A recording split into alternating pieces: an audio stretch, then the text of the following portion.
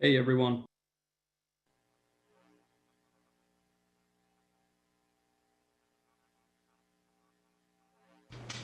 Let me see.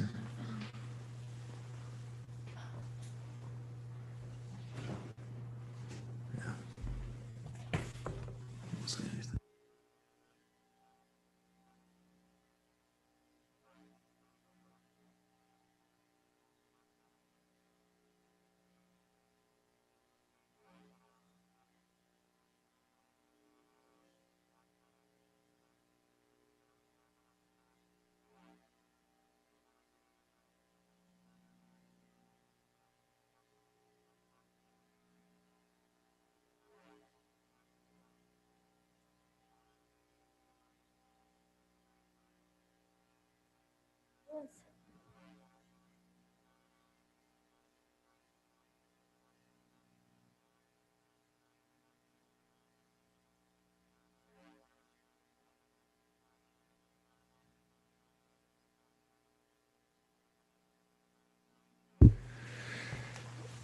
This is city attorney. We cannot hear anybody. Can you hear? Can somebody give us a thumbs up if they hear us? Okay, I see that. But you can't hear us, Rich? We cannot. Well, you Now, well, trick question. I hear laughing, so now I think we're good. All right. We think we're fixed. Okay. We didn't answer, so we'll never know.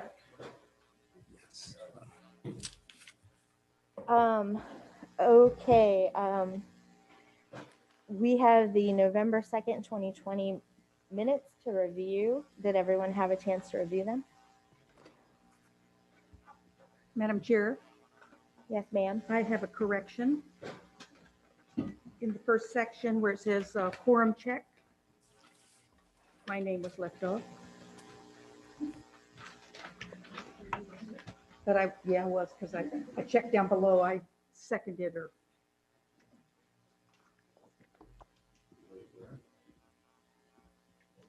She's not listed as present. Present.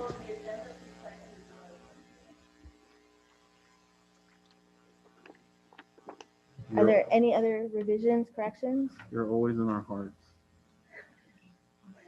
Is there a motion to approve the minutes with the corrections? Motion to approve.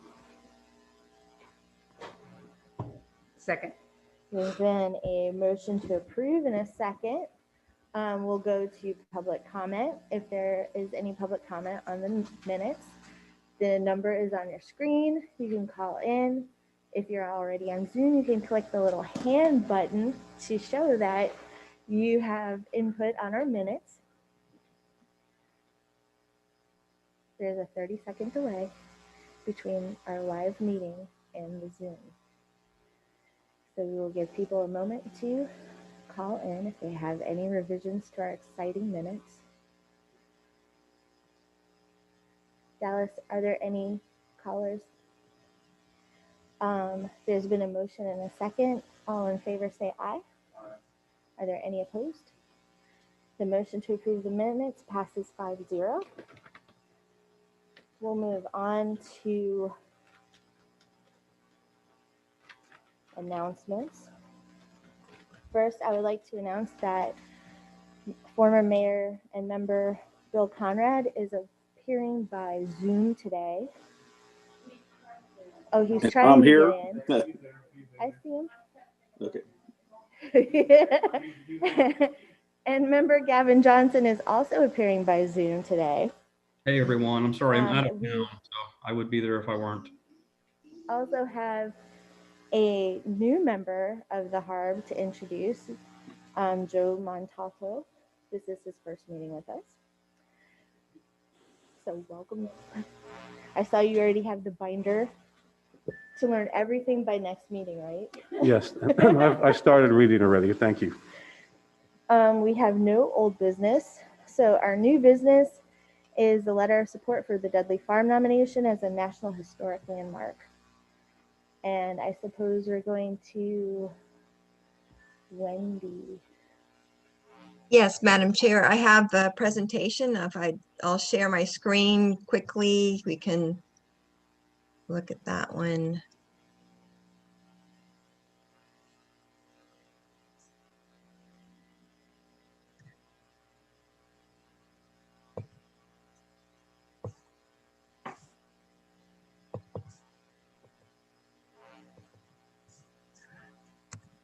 So this is about a request for the Historic Architectural Review Board to send a letter of support to the National Park Service for the advisory committee that'll be meeting on the 10th of this month for consideration of Dudley Farm State Park as a historic landmark, a national historic landmark, part of that program. As you know, it's partly in Newberry and partly in the county. And it's an early pioneer farm, over 325 acres. It's been around over 3 generations of Dudley Farm family and still is active and run by the State Park Association.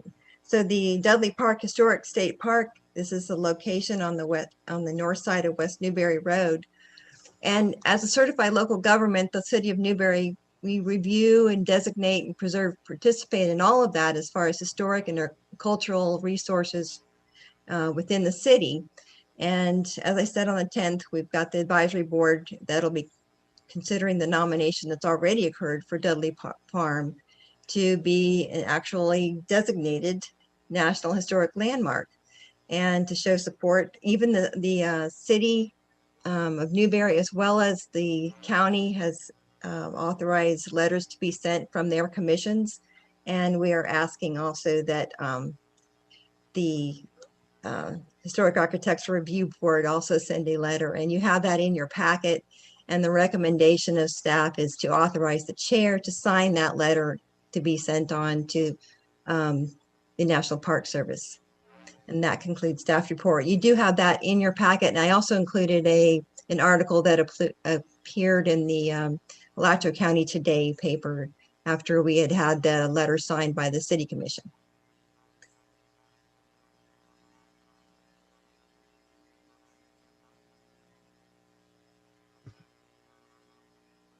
Is there any discussion from the board?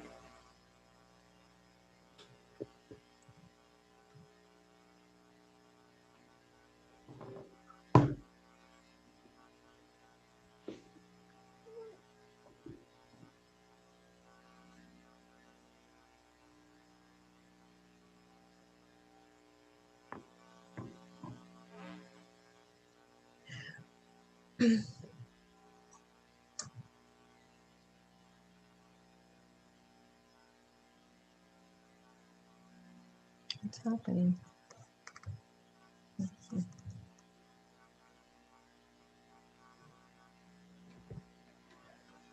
No. Okay. Is there anyone who wants to put a motion on the floor to authorize signature of the letter?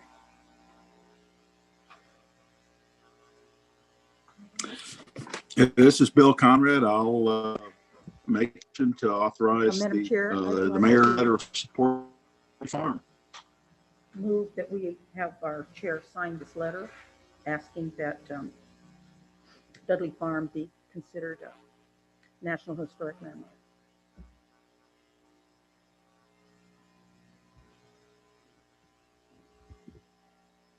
Is there a second?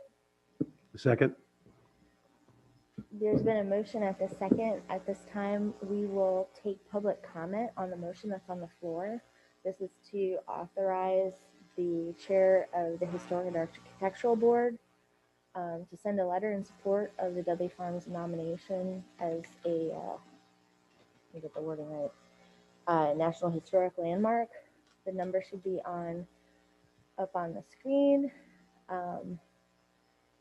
If you have public input, comment, you can call the number on your screen. If you're already on Zoom, you can press the hand so that we can see that you have public comment. There's a 30-second delay between our meeting and the Zoom, so we will give you a minute to phone in.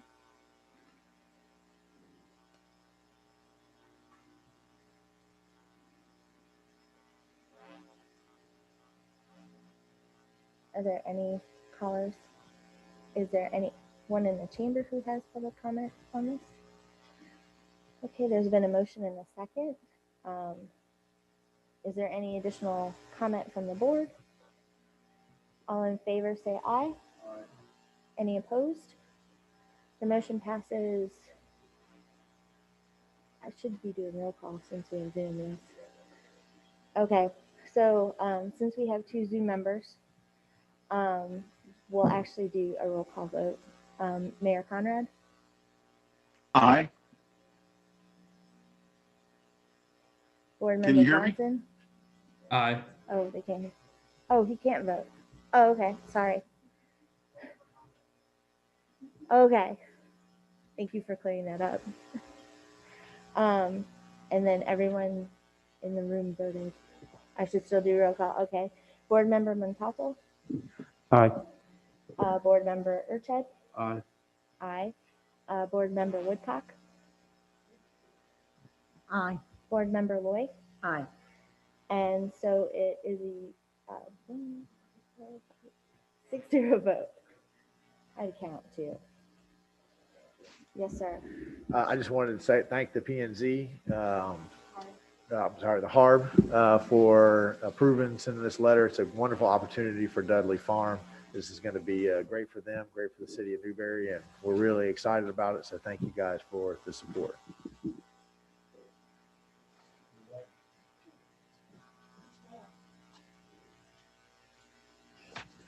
And now we'll move on to topics for members for discussion.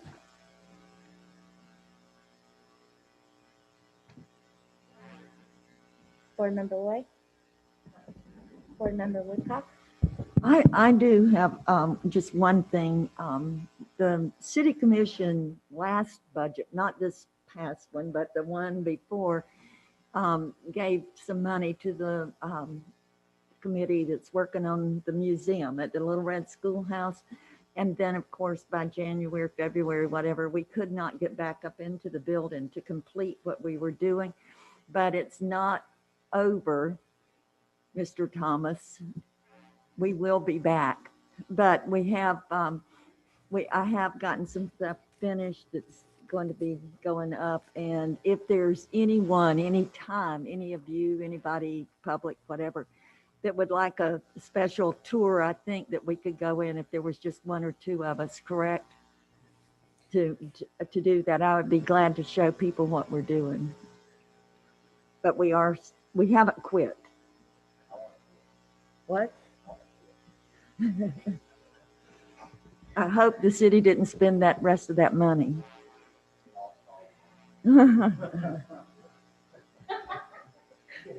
Board Member Urched? I just want to remind everybody that that Newberry will be having a parade on the 19th, Christmas parade. The grand marshals will be the teachers from all 3 schools. And then we'll have our 4th annual Christmas on the Square, which will take place at Countryway Town Center right after the parade. There'll be bounce houses and hot chocolate, carriage rides. Santa Claus will be there. And if anybody has any questions, I would encourage you to reach out to Catherine Thomas or Christina Norfleet for any kind of information, and if you want to do a float or participate in that actual parade. And that's it.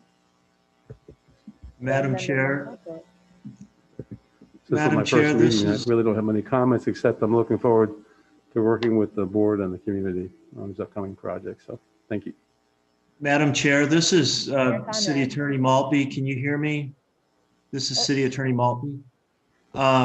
It's our understanding that the agenda for HARB and I think we're going to have the same issue with P&Z does not have a passcode on it. And we've been conferring here about that issue.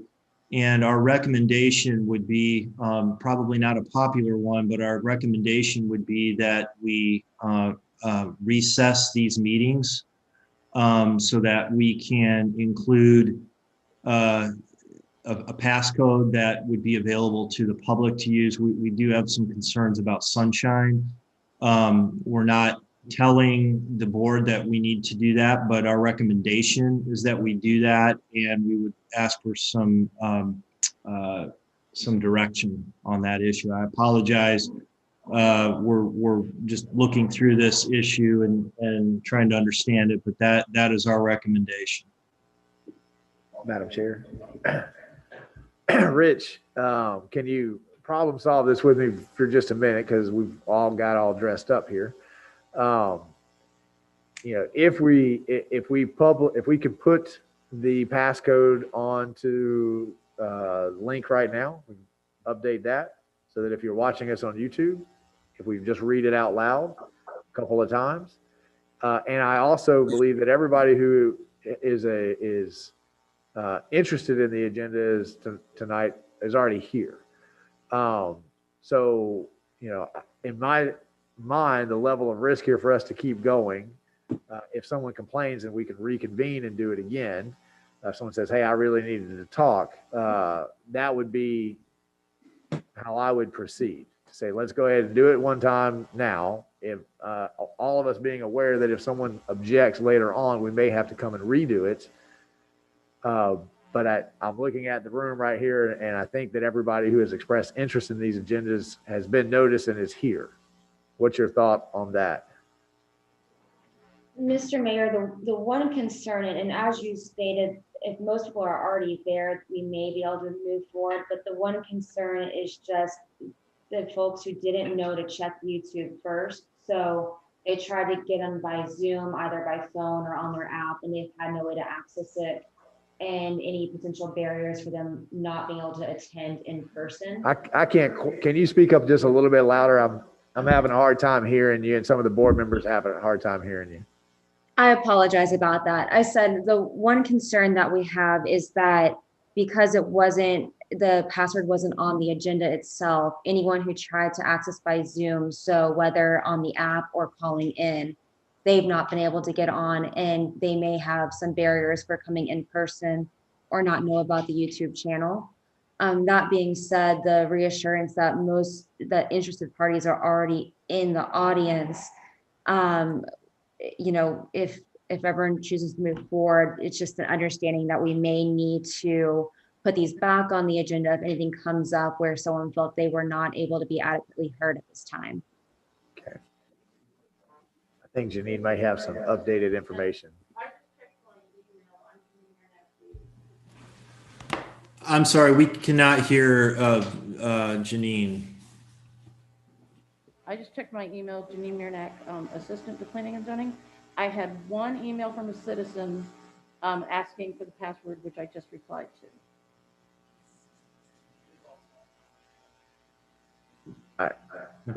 Madam Chair, it's completely up to you and your board. I think if someone is trying to get in and they're able to email us and ask those kinds of questions, we can give the passcode. I think all of the truly interested parties are here tonight. I'd hate to ask us to bring everybody else out another night, especially right here in the holiday seasons when travel is getting a little bit difficult. But that's my opinion. I think it's a negligible risk.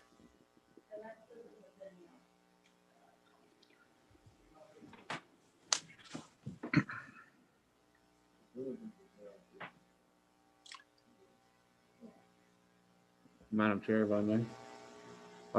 With all due respect, I understand the concern. However, I feel like the diligence is there, from YouTube to the notices on email, to the fact that you can actually call in.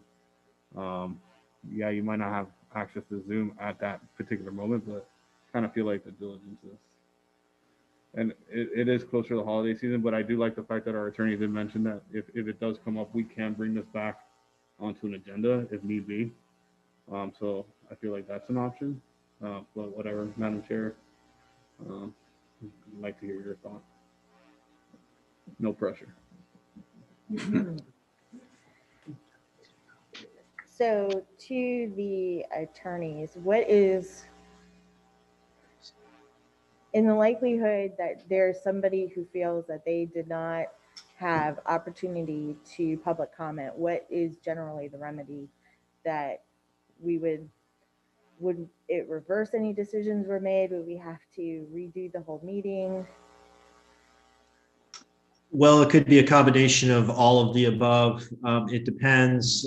We would probably recommend redoing the issue, not necessarily, well, in the case of P and Z, I know there's more than just one item on the agenda, so it may be that we would only redo certain issues, items on the agenda.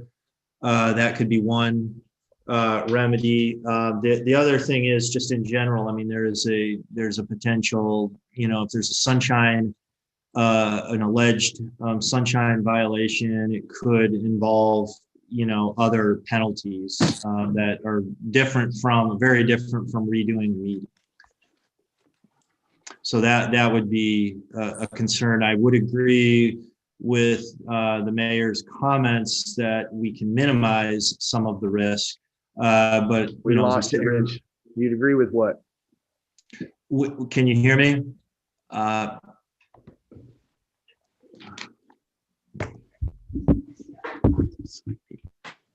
Madam Chair, while they're figuring out their audio, we also have the applicant here, and I think it'd be fair. The HARB, I think, is kind of that's no problem, but the applicant may not want to take the risk of potentially having to do this twice. So I'd like to hear from him too. I think I think perhaps our best option at this point right here is, since we're in the HARB meeting, to finish up the member comments of the HARB, since we only have 2 more people, to adjourn the meeting and then take a break and figure out what to do about P&Z. Madam way- Chair, Yes, ma'am. also, I would like for Dallas to go back and restate, apparently the information that's wanted for the Zoom can be gotten on Facebook. Can Dallas, can you just restate that, please? He already posted on Facebook.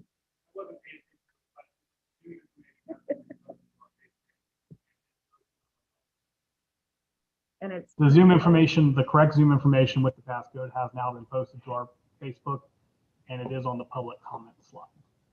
So what are we waiting for? For if I go to Zoom, I don't have a passcode? I'm sorry, I don't understand everything. We don't typically require a passcode. It's our understanding that Zoom may have changed some of their settings that required a passcode on this meeting. So the passcode was not published on the agenda.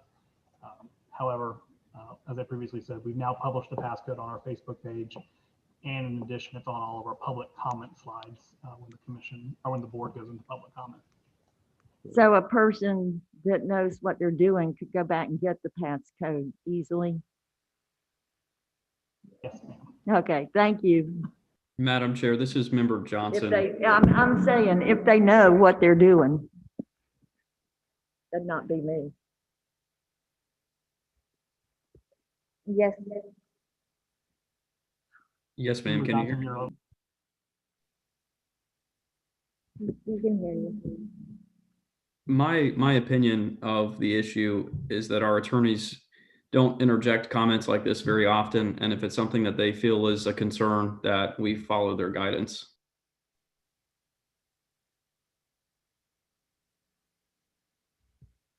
So I'm going to continue in the perhaps with, since we were almost done with the HARB and we'd have to redo it anyway if something comes up, that we finish the last 2 member comments, adjourn, and then discuss this with the attorney, which we can do without sunshine, right?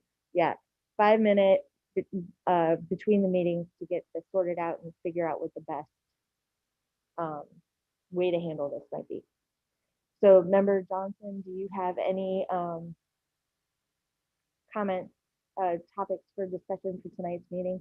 I don't. I was just going to ask for clarity on how myself and Member Conrad can participate without being present, but you don't have to answer that if we're not potentially going to continue with the meetings.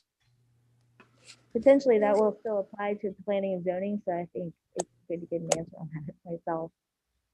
And Madam Chair, just to clarify, we will further address that in the P&Z meeting, that particular issue.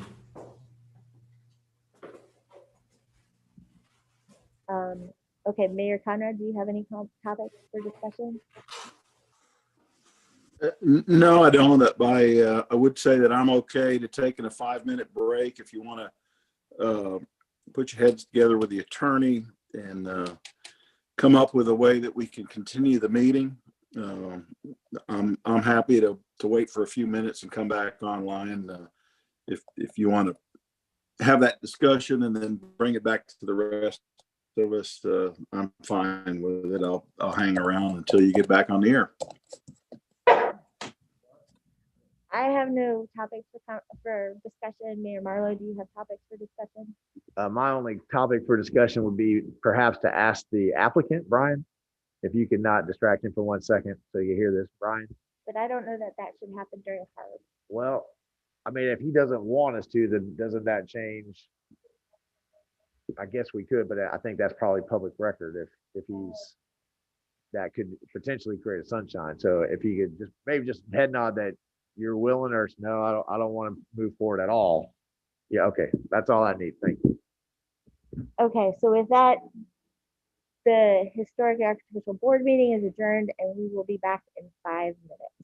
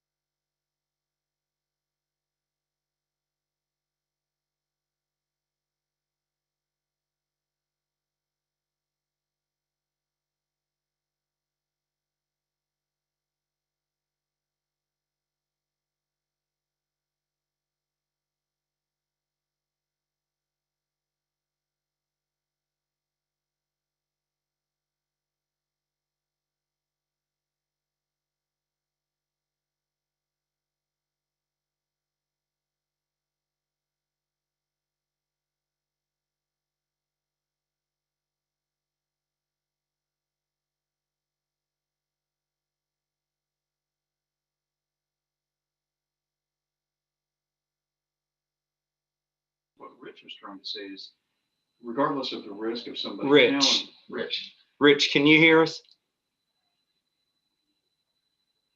let's call him. Yeah, go ahead and mute.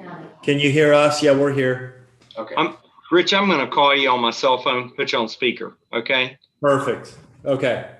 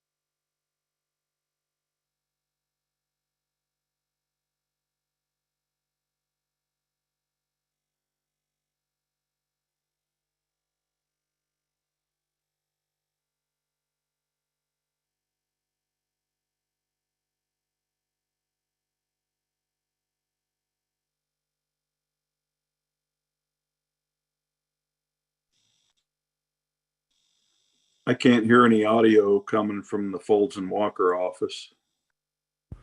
Testing 1, 2, 3. Can you hear us now? Now I can hear you. Okay.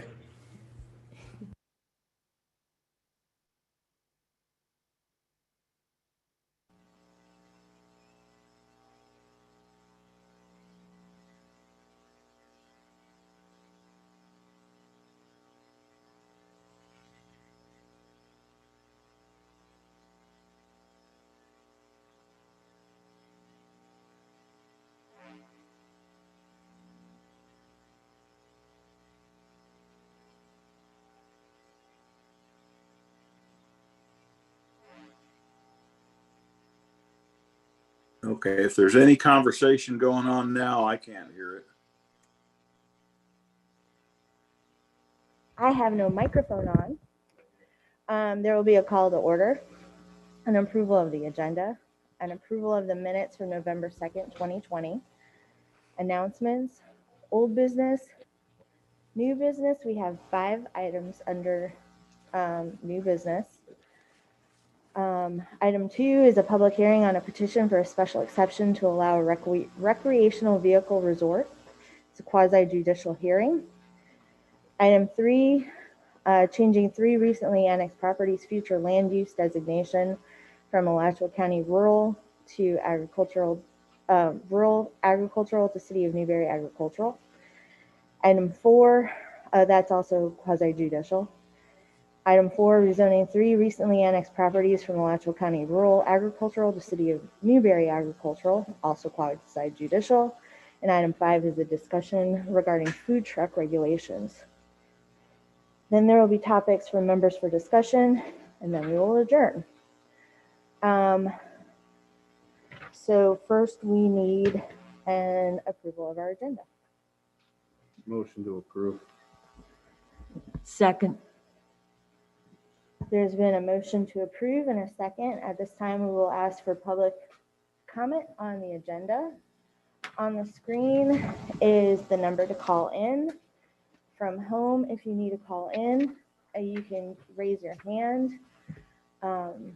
Once you get in the meeting, there's a 30-second delay between the meeting and on Zoom.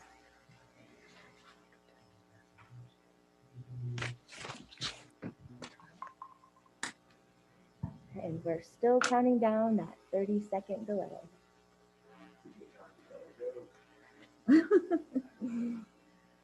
Are there any callers online?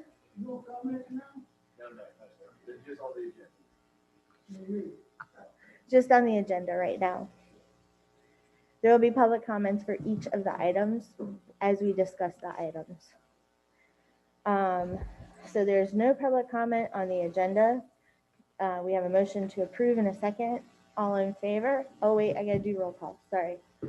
Member Conrad. Aye. Member Urchad. Aye. Aye. Member Woodcock. Aye. And the agenda passes 4-0. Gavin, I will explain the voting situation in announcements, I promise. Thank you. Next up is the approval of the minutes from November 2nd, 2020. Did everyone have a chance to look them over?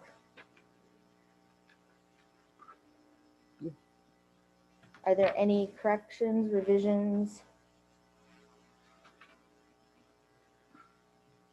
Do I have a motion to approve? I make a motion to approve. Second. There's been a motion to approve in a second. At this time, we'll ask for public comment on the minutes. They're exciting. We discussed tiny home ordinances. The number for you to call is up on the screen. When you call the number, you can raise your hand to let us know that you have public comment on the minutes. There's a 30-second delay between our live in action meeting and the Zoom meeting.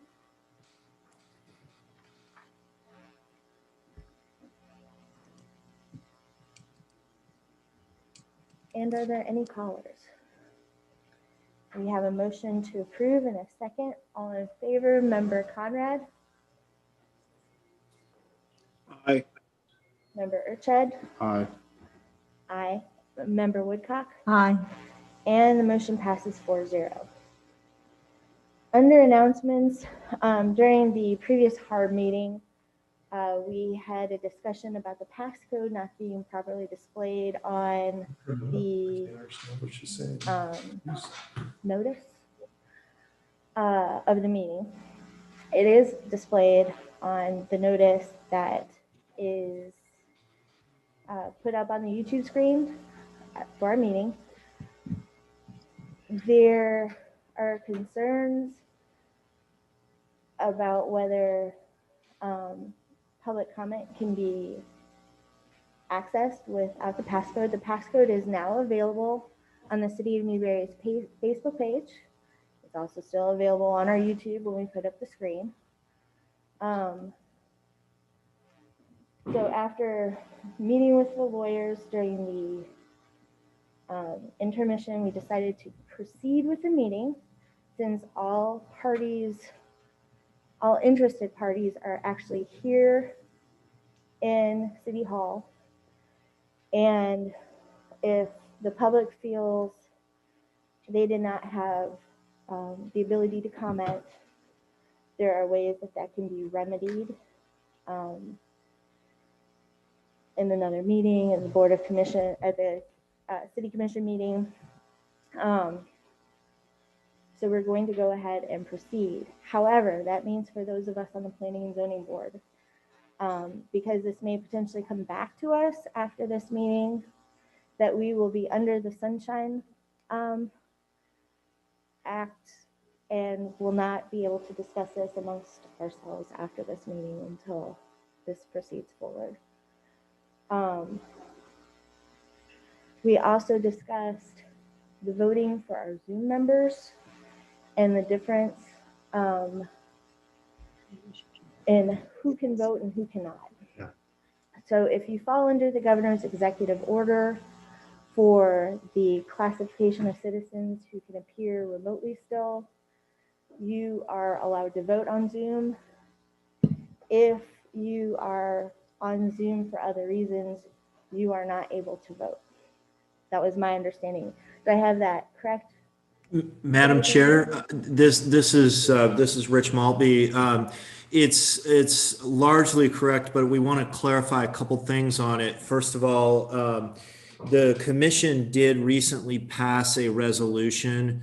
It's resolution 2020-48, which allows the boards, such as our P&Z board, to move forward in a hybrid capacity, such as what we are tonight. We've actually further looked at this issue, and there are reasons that would allow participants or board members virtually to actually be able to vote. And that in this case, the resolution that has been passed specifically says that COVID is the reason. So I know that was not clear in the HARB meeting and the beginning of this particular meeting, but going forward, we believe that Member Johnson, for instance, could go ahead and vote. Mr. Conrad had already stated a health-related reason as far as why he was participating virtually, but regardless, with respect to Member Johnson's involvement, regardless of his reason, COVID is sufficient. And so we are proceeding on that basis. So with respect to the quasi-judicial hearings, he will be able to participate and cast a vote. And we recommend that he actually do that.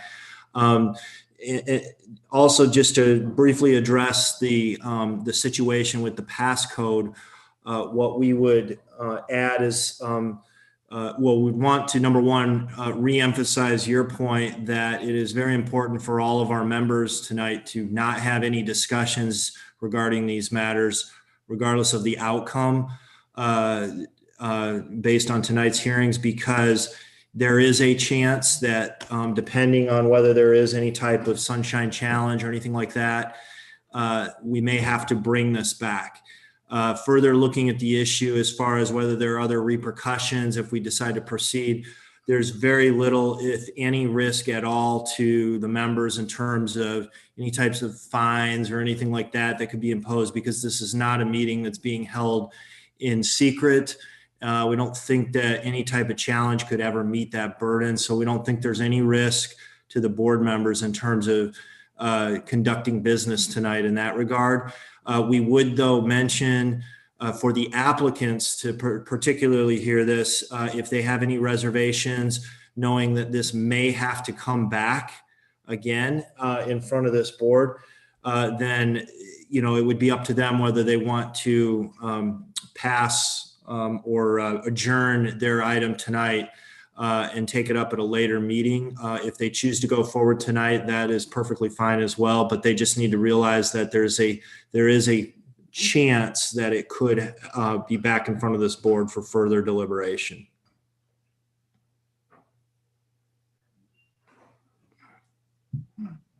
Okay, so with that, I think it settles the issue of voting. And I was told people can't understand me. Hold on. Okay. And I know, right? That, and we've settled the issue of going forward. If you decide that you want your item continue to another meeting, you're free to do that when your item comes up for discussion. We have no old business, so we're moving into new business. We have 3 quasi-judicial hearings in a row. So I am going to read our City of Newberry quasi-judicial proceeding, and this will apply to all 3 quasi-judicial hearings unless somebody enters the room or enters into the meeting via Zoom. At this point, we'll have the city attorney read into the record the first item ordinance petition. Please. Thank you, Madam Chair. This is SE 20-02, an application by David McDaniel of M3 Development LLC, agent for Marie Ratliff, owner, for a special exception in the A agricultural zoning district in conformance with section 4.4.5.20 of the Newberry Land Development Regulations to allow a recreational vehicle resort and campground on approximately 94.37 acres more or less, located at 2120 Northwest State Road 45, tax parcels 01879-002-000, 01879-003-000, 01879-004-000, and 01879-004-001.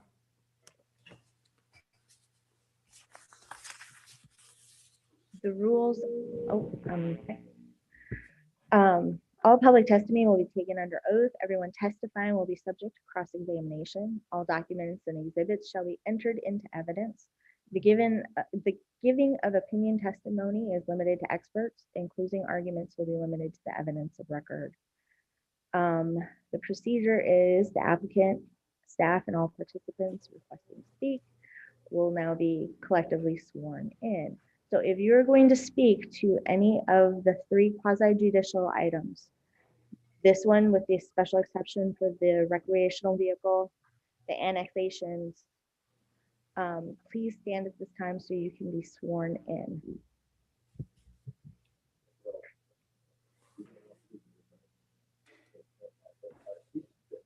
Yeah. And Mr. Phillips. We're about to swear you in. Mr. Attorney, go ahead. Raise your right hand. Do you hereby solemnly swear to tell the whole truth and nothing but the truth? Brian Thomas, I do. Wendy Kinzer, I do. Everybody's name there as they say it. You might want to get up and get up. Say what you do, Mr. Rowland. Mr. Ron Rowland. Swear. Tell the truth. Okay. Robert behind you. And Mr. Robert Phillips. And there's one other. and Ms. Tracy Morris, And other than, and Dave McDaniels. And on Zoom, Matt McDaniel. And also Valerie. Valerie. Mhm. Holdauer, and I do. Holdauer. Valerie Foldauer. You are hereby sworn in, and then let me just ask if there's any members. On Zoom that is sworn in as well, or we have Nathaniel. We Okay. got those two. All right, Ms. Foldauer and Matt McDaniel. making sure. I would like to ask At the this members time, of the we'll have board. any board members disclose ex parte communication. Board member Woodcock? None. I have none. Board member Urched? No. Board member Mayor Conrad? Had discussions with staff about the subject today. That's it. And board member Johnson? Have none.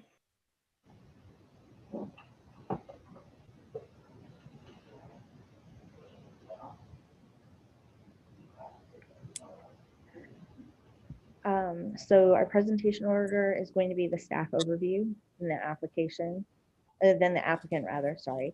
Staff and report, the staff report and recommendation, because the overview is just a brief overview. Any third-party interveners, public comment. Then there will be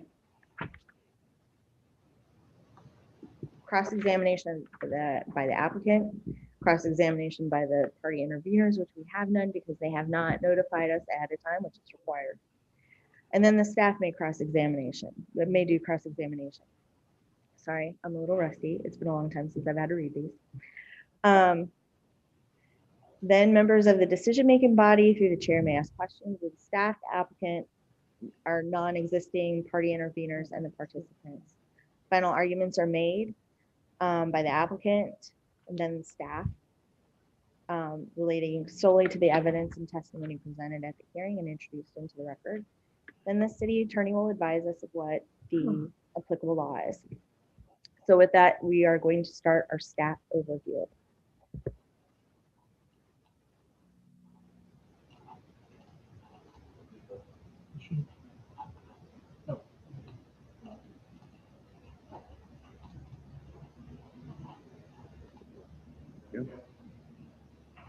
Thank you, Madam Chair.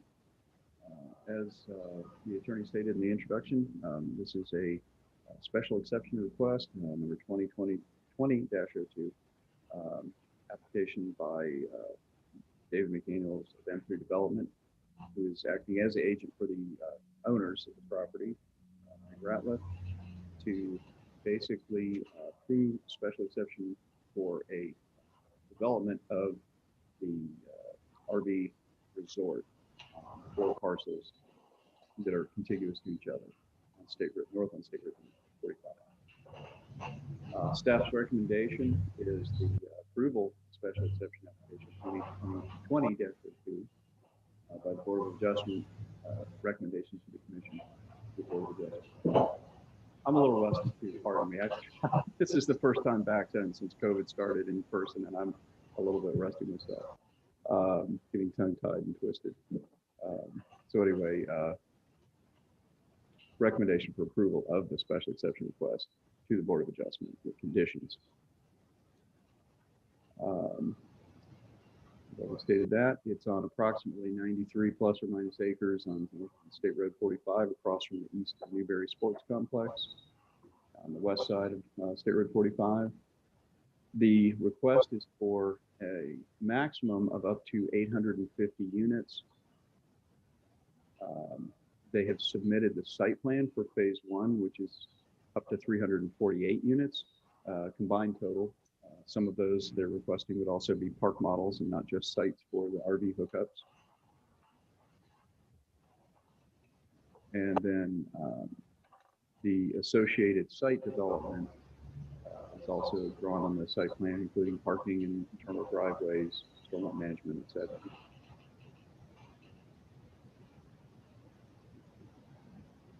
This is a overview of the map of the area.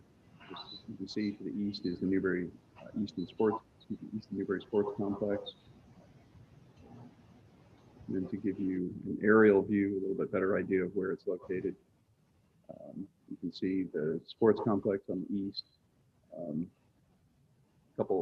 Probably about a half mile down, you've got the closest neighborhood right now. It's Newberry or Newtown and Newberry Corners. Actually, there's Newberry Hills up on the northeast corner, across from the subject property. That's the general overview. With that, we'll turn it over to Mr. McDaniels for the applicant report.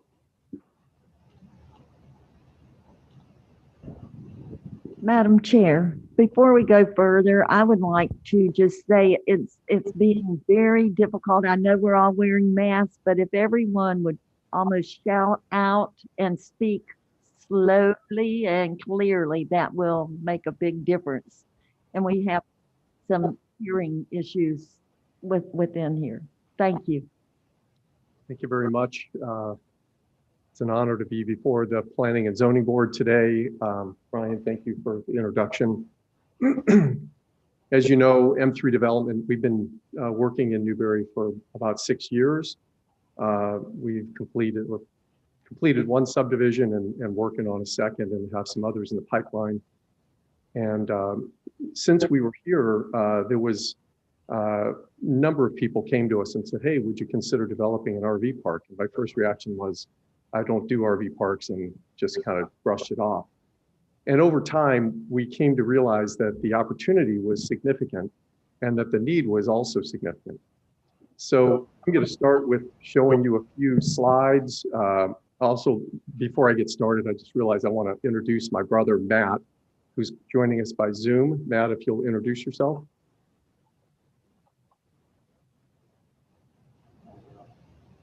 Uh-oh. Matt, don't forget to unmute yourself in the event that's what's going on. You're on mute, Matt, looks like. Yeah. I'm Matt McDaniel, David's brother with M3 Development. Thanks. Okay, so we've named this development our Treehouse Village. May become a different name. We found out that there was another RV park by the name of Treehouse Village, but we were inspired by the beautiful tree canopy that is on the southwest side of the property.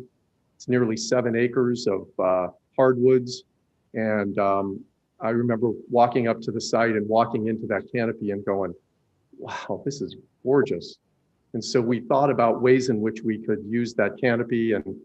And one idea that has been kicked around and I think is probably going to get some traction is, if you've ever seen the TV show, what's it called? Treehouse, whatever. The bottom line is they basically build structures in the trees and create unique spaces. We've talked about, at the least, likely having a series of I'll call them gazebos connected by suspension bridges and little things that'll create some excitement about our development. The next slide. Oh, I'm in charge of that, aren't I? Okay. Did that work? Okay, so you've seen the site already. You know where we are. The first phase will likely not encompass more than 45 acres, the southern 45 acres. And during that time, we'll be building the majority of the amenities. At this point, all of the details have not yet been completed in terms of exactly what we're going to build, but we will have a pool, a clubhouse. These are intended to be inspirational photos, not necessarily what we're going to build. They're not renderings, in other words, but the scale and the quality is what we're shooting for. These are some images of park models. The term park model has a lot of diversity. They're really more like a little 2-bedroom cabin on the site. The purpose of the park models is really threefold. One is that they provide for local lodging options, which that's the other thing I heard from so many people that I worked with in Newberry is, can you help us get a hotel? And I actually did call a number of hotel developers, and the response generally was, it's not a big enough market yet. So the park models will serve that purpose for a period of time. It'll keep, anyway, so that's one element of it, is it will have structures that will serve short-term lodging needs. One of the things that's popular in the higher end resorts is for people who want to rent jet stream units. That's just like a permanent trailer that is in place, providing for a unique experience for people who want to come and maybe don't want to rent an RV or rent a camper trailer. This is an image of, and again, example of something that has been done in the past in other places, and our effort will be to create something of unique quality and something that's going to create some excitement around the development. We'll have grill areas, open grill areas, and places for people to eat outdoors. We're going to have various amenities. This happens to be bocce ball, and whether we go and focus on the bocce or other resort-oriented amenities, those are decisions that are in process. This would be an open fire pit, a fire pit for people to hang around and enjoy the outdoors. Pickleball, I'm told, is now one of the games du jour, and a lot of people are traveling from place to place doing pickleball tournaments. We will likely end up with some number of pickleball courts as one of the amenities. And then the splash park type of thing, where the kids can come and enjoy during the warm weather, a place to get cooled off and play in the water. So I'm going to turn the table over to Matt, who's going to complete the comments, and hopefully I'll press the button at the right time. Matt? He's on mute again. You're on mute again. We're trying to be brief, but we have a number of project benefits. We could go on with the list, but we think the things that are really going to benefit the city of Newberry is that we are building, and everyone in the project knows that to make this successful, we need to do a high-end resort with best-in-class amenities. And these amenities, according to the consultants, they call them magnets, and they draw people, into the community and into the RV park. In our process over the last year of working on this, we were introduced to a designer who is considered to be one of the preeminent architects in the resort world in the US, and he has done a really fantastic design. Number 3 on here is we have an experienced development team. We have a number of projects with Newberry and have a good working relationship. So I think the city can bank that we will do a good quality project and get it done, efficiently and effectively.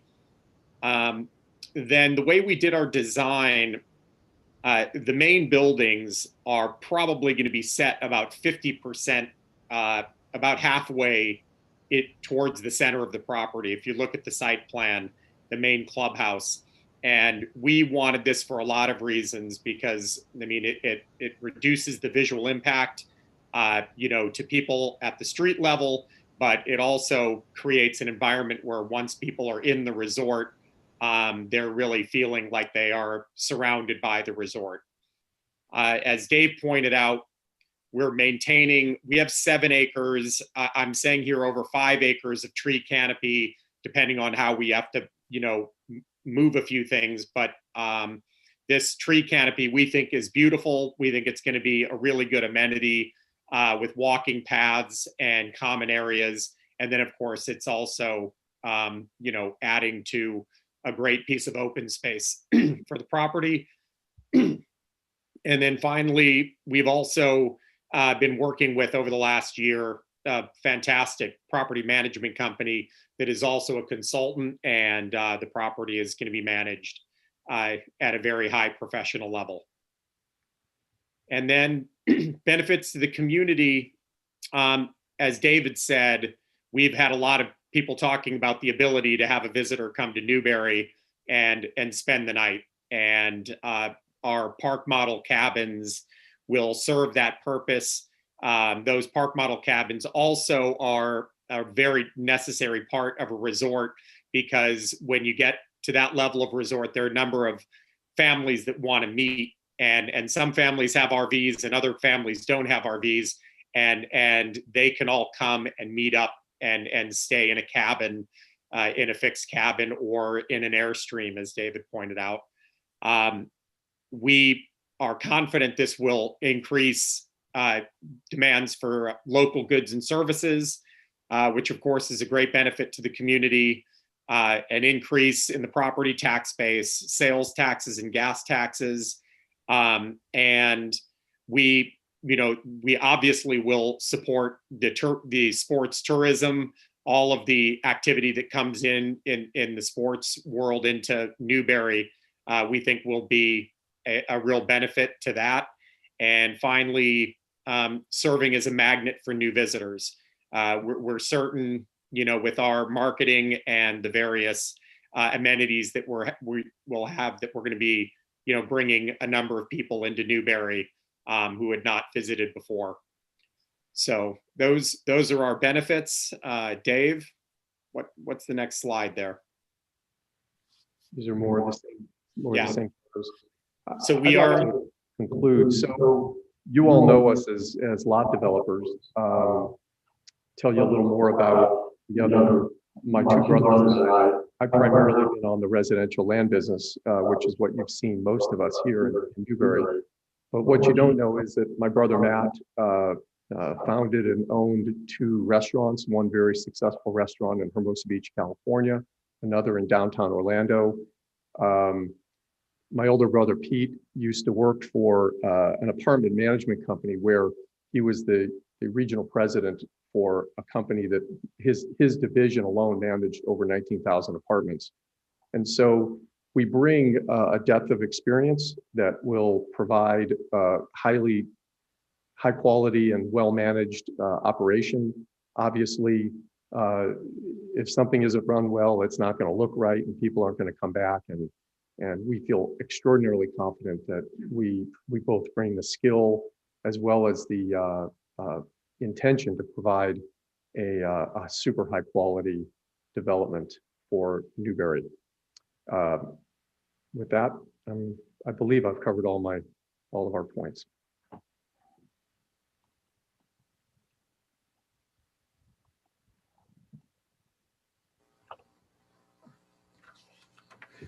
Thank you, Dave.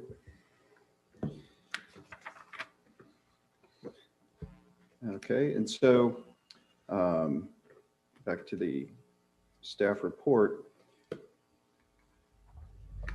To give you a general idea of the layout, this is the conceptual site plan that's been provided. Give you a little bit better view of it, a little bit wider view. There you go. And so you can kind of get a picture of what the layout for phase 1 is going to look like. As you might imagine, you've got a number of rows where the RVs either pull in or back in.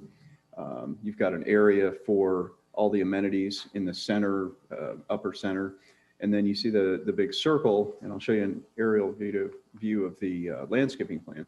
And so you can see where that cluster of trees is and how they're designing around it to try to save as much as possible of it. A little bit closer view. And so out of the landscaping plan submitted, the picture on the left, again, shows the cluster of trees. The circle around it is, as we've been told in the application, would be where they'll place the park models that would be available for rent. And then to try to give you a little bit better look at the landscaping. This is Newberry's recreational vehicle resort code is some of the strongest code we actually have.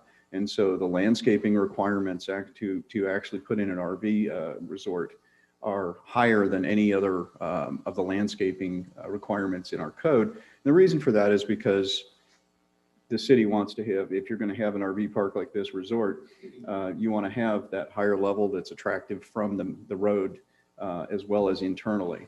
And so, as an example, all of the roadway frontage is required to actually have a 50-foot buffer. And so there will be a 15 feet of trees and understory brush foliage that'll be planted, which will be visible to the street side. And then behind that will be the fence. On the rest of the perimeter of the property, there'll be a 6-foot solid fence, and they can choose from wood or masonry or whatever for that. But that'll cover around the perimeter. And then internally, there's a minimum number of trees that'll have to be planted for each number of units. And so there's actually a significant amount of landscaping that goes on the visual outer side as well as the internal side that'll guarantee that there's a certain look and feel to the property. And so for special exceptions, there's a number of requirements. Obviously, the site and development plan that we're looking right now at this appropriate scale, so you can get a view of what it's going to ultimately look like. Plans showing the locations for utility hookups, which is on the plan. You've seen, you talked about the screening, reference the type and dimensions, and then landscaping and signs and lighting. In addition to those base requirements for the submittal, you also have several findings that general findings in terms of traffic, parking, refuse, etc. And so the application goes through each of those findings and describes how those findings are met. Having gone through all of those very carefully and read each one, checked with how it complies with the LDRs, staff has determined that the applicant has adequately met, and it really, in many cases, exceeded the requirements addressed, and the general findings also for the special exception have been adequately met in the justification report. And so, along with staff's recommendation for approval to the Board of Adjustment for the special exception, staff does have some recommended conditions. First being that they can build this in phases, multiple phases, which they've requested and shown as phase 1. Because only phase 1 site plan has been permitted, or has been provided rather, subsequent site plans for phase 2 or phase 3, et cetera, rather than having to come back for the special exception amendment, would be handled like any other site plan. So it would come back to the site plan process, but it wouldn't require a special amendment to the special exception. And then those site plans will have to meet the requirements of the site plan development approval. And then, let's see, the required improvements for the phase being developed and other conditions be met prior to occupancy of any building. So they'll, the roads will be in, the landscaping will be in, all of the required lighting and utilities and amenities, all of that will be in prior to occupancy of any of the sites.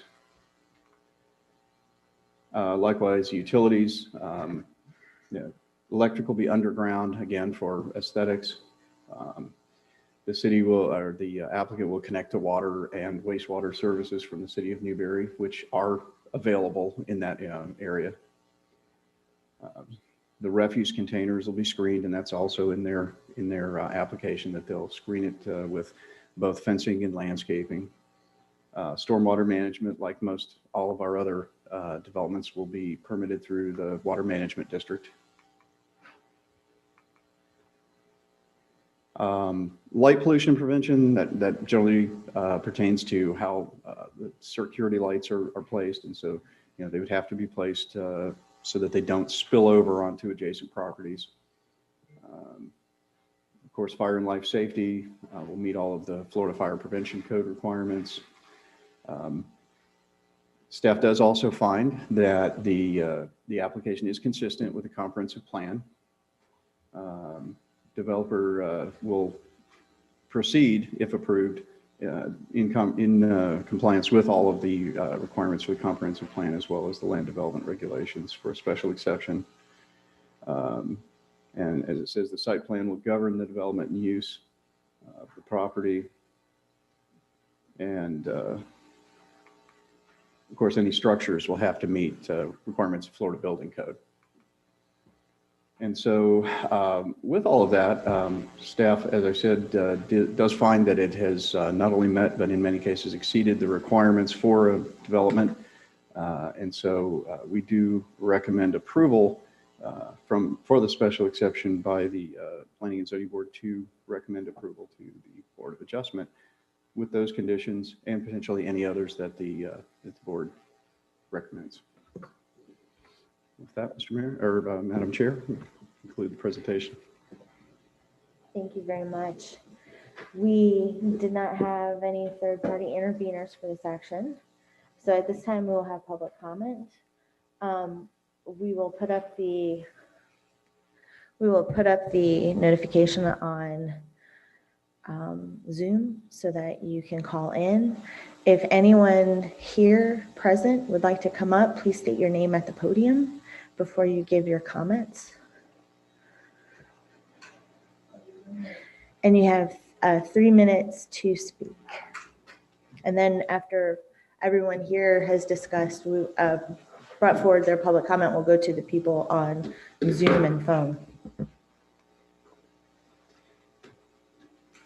My name is Ronnie Rowland, and thank you for the opportunity to express my concerns. I did do Newtown. I developed Newtown. I got 148 houses on 110 acres.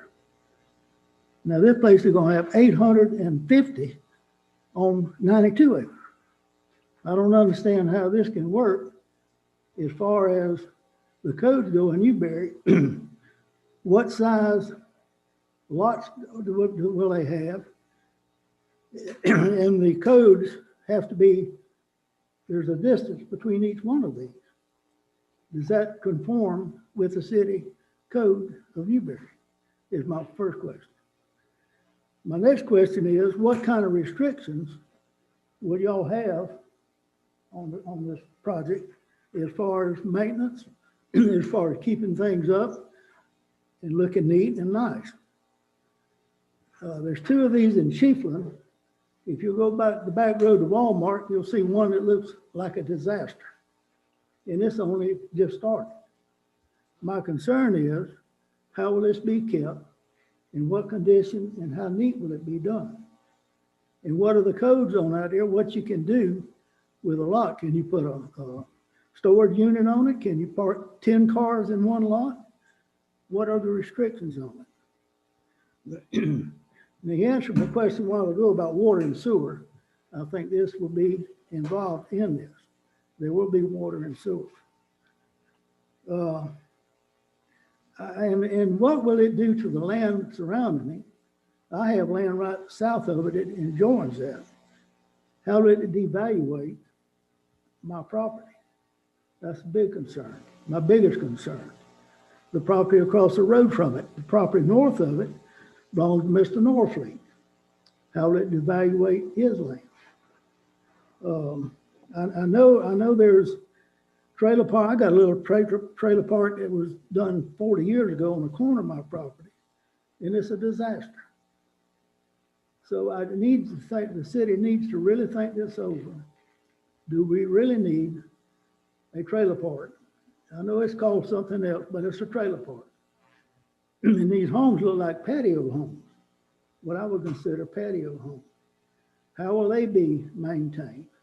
And I think he said that they will be in and out. It's not a permanent place, I guess, for some people, but it's going to be rented. How will it be kept up? I've seen rental property, how it's kept. And those are my main concerns. Now, I guess this is the first hearing on this, but I would be interested to see what the city thinks about it and how will they handle it. Thank you.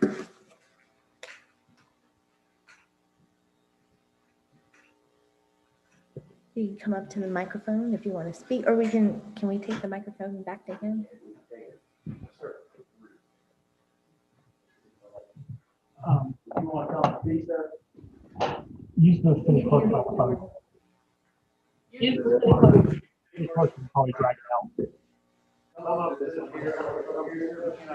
Get this one a little bit, like I'll mess up the 0.7. You can get right up here, we can set it right there. Okay. And just speak right into it, loud and clear, and if you're 6 feet away from everybody, you can take your mask off so we can hear you. I want to apologize. I haven't heard I couldn't understand anything anybody said here, but I get the general drift. I represent Beth Road. I'm Beth's dad. We bought this property. It's in the northeast corner, and it's surrounded on two sides, the south side and the west side.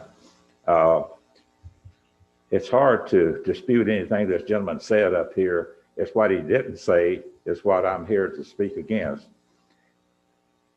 I don't think there's a person in this room that would like to have something like this move in adjacent to them. I think it's totally inappropriate. I'm not doubting his ability to do what he says he's going to do, but it's the wrong place at the wrong time for this. And I'm really against. The main thing is he didn't speak anything about the traffic in and out of there. And if this many spaces there, there's bound to be a tremendous amount of traffic, and it's really ruining that type of place where he's wanting to put this. It's just totally inappropriate. Could you do me a favor and repeat your name for the... Pardon? Could you repeat your name? Robert Phillips. Thank you. And I'm representing Beth Road. Her property is in the, it shows on that map there, it's in the northeast quadrant, I think, up there.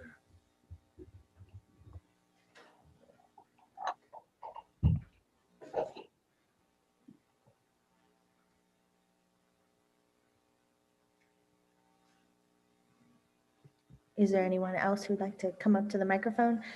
While you're walking up, Dallas, is there anyone on Zoom with their hand up?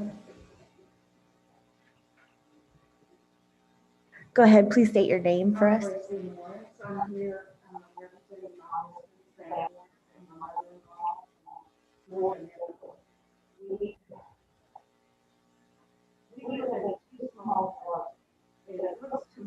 Can't hear her talking.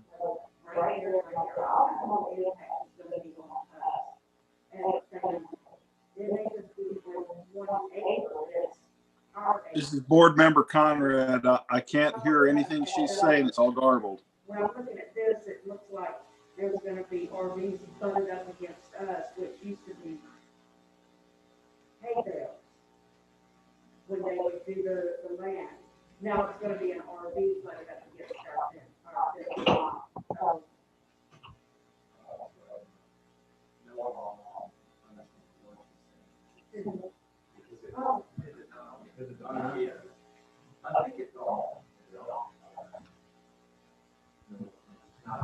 You were speaking so loudly, we thought it was started. Yes, you need, because I know two of the board members that are observing said, hey, we can't hear a word. Okay. I don't mind. I'm just really nervous too, because I'm just not You're doing great. intelligent when it comes to this stuff. And I'm Tracy Morris. I'm here on behalf of my husband. He's at work. His name's Sam Morris. And my mother-in-law, Georgia Nipper, which is or was Diane Ratliff's sister-in-law at that point. We both live on 1 acre. She lives next to me on 1 acre and I next to her. And it looks like we're just kind of like, I just want to know, how's this going to affect us as a family on our 1 little acre? I know we're going to have homes built across the street. How's this going to affect my property value in the long run? How's it going to affect me having, how am I going to sell my property if I want to move when there's RVs butted up against my property line? You know, it's just how is this going to work for us? My mother-in-law being elderly, she's worried about it. And I just don't know. This is just kind of jumped on us and we're thinking this is something that's just going to happen and there's nothing we can do about it. I think if we stand up here and voice our opinion, maybe somebody will listen. I don't think a RV park, or like you said, a trailer park, that's what it seems like to me, is going to help our community. That's all I have to say for now anyway. Thank you. Thank you so much. Is there anyone else in the room who wants to speak? Yes, sir, Dallas. Madam Chair, you have a Valerie online who'd like to make a comment. Okay, we can take her comment now. If she will do the favor of speaking her whole name before she speaks so that we have it for the record, please. Are we going to pay this other two for tonight? I'm on my telephone. Can you hear me? Yes, ma'am, we can hear you. Okay, I hope I'm not getting too much echo. I'm hearing some echo. I'm a resident of Newberry Hills, and I am concerned about several things, and I need some additional information from either the attorney about some regulation or from the developer. My first concern, first and foremost, is the amount of traffic. Without a traffic control device at the entrance to that development or to the park there, with a potential for upwards of 500 vehicles passing a day in and out of there a day. At 60 miles an hour, that's going to be an extremely dangerous situation. It's already dangerous enough coming in and out of the sports complex and Newberry Hills with just the current traffic. And I understand from the reading that their survey said there wouldn't be any difference, but adding 500 additional passing cars a day will certainly be a problem. Secondly, I would like information about noise abatement regulations, specifically after dark. The camping resorts that I have been familiar with, and I am a camper, my family has RVs, can be quite noisy with people playing their music and loudspeakers outside their buildings and so forth, or their RVs well into the night. I moved to Newberry recently to be away from that sort of thing. And I enjoy the quiet. I enjoy hearing the lowing of cattle in the morning when I wake up. And I'm not looking forward to having my quiet evenings and early mornings, interrupted by a lot of noise. So I'm hoping that there will be noise abatement taken by the developers and also regulated by the city. I also have environmental concerns, and I want to know if the developers have or will consider advanced thinking environmental treatment of stormwater, such as setting up an artificial wetland on the property to better handle the stormwater runoff, rather than just being proud of maintaining a 5% canopy, look to using the required trees that they have to plant to increasing the canopy in future phases to 20 to 30% on the property as a commitment to the community, to using all native plants in their landscaping, and to using xeriscaping to conserve the water in our area, and to encouraging wildlife preservation within the corridor we have here in North Central Florida, and also to working with places like Luby to put in bat houses and wildlife corridors so that we can encourage the wildlife that currently lives in that area to continue, because we have to share our area with, that's one of the draws of North Central Florida. So if we're going to have, and I think the size is too big, as the one gentleman said, if you figure 850 sites times 4 people per site, That's almost 4,000 people in that little space. And that's a lot of people. That's the same as Fort Wilderness in Orlando. And I'm not sure that's what we want in Newberry, but if we go on what's been approved. You're at the end of your I would 3 like to see minutes. some other things Can answered. you give us a couple more sentences to wrap up your comments? I'm wrapped. Just, I'd like some clarification on what's the current state of noise and light abatement. Thank you very much. Dallas, is there anyone on Zoom? Anyone else in the room for public comments? At this time, we have no interveners. The applicant may cross-examine at this point.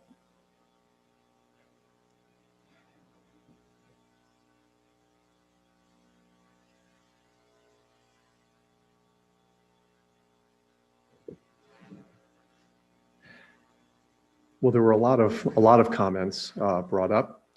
I'll try to go from memory. I didn't take notes. I suppose I should have done that. First of all, I'll call it slanderous term of calling this a trailer park is highly inappropriate. I'd like to begin by just saying an RV park is not a trailer park. There are no permanent residences. There are no permanent housing. It's all either short-term or we will undoubtedly serve snowbirds.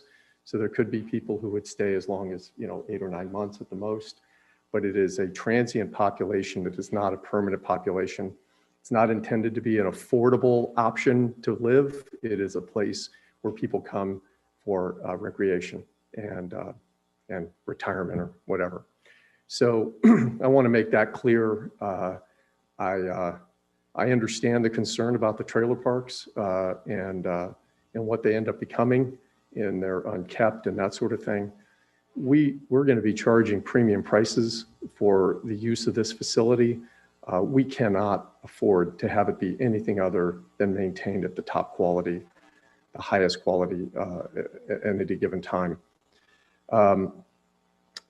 As relates to the noise,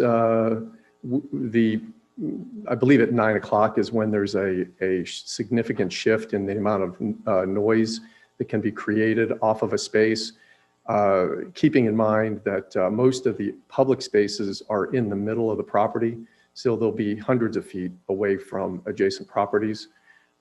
We have no intention of violating city codes and ordinances as it relates to noise. And would certainly abide by whatever the rules are. I know that there's certain decibel levels. I'm not an expert in that category of things, but we, like I said, will certainly abide by the rules and regulations of the city. As it relates to the lights, there are lights that are designed to shine light down rather than allowing it to shine up. And we've run into that as developers in single family developments. And that is our intention, is to use lighting that will shine down. On the other hand, we do need adequate light to provide safety for the safety and welfare of the people who will be staying in our facility. With regard to traffic, we have put before the state DOT a traffic study. They have deemed that the turn lanes that we're proposing to provide will be sufficient, although each new phase will trigger a whole new analysis by the city. So by the state. So our application right now is for, I believe it is 348, and the improvements that we're proposing will support that need. And in terms of traffic, there is little question that there will be an increase in traffic. And I've noticed that no matter where I've lived, it's always grown. And as it's grown, there's more and more people on the road. That is the natural process of areas that are popular and attractive for people to live in.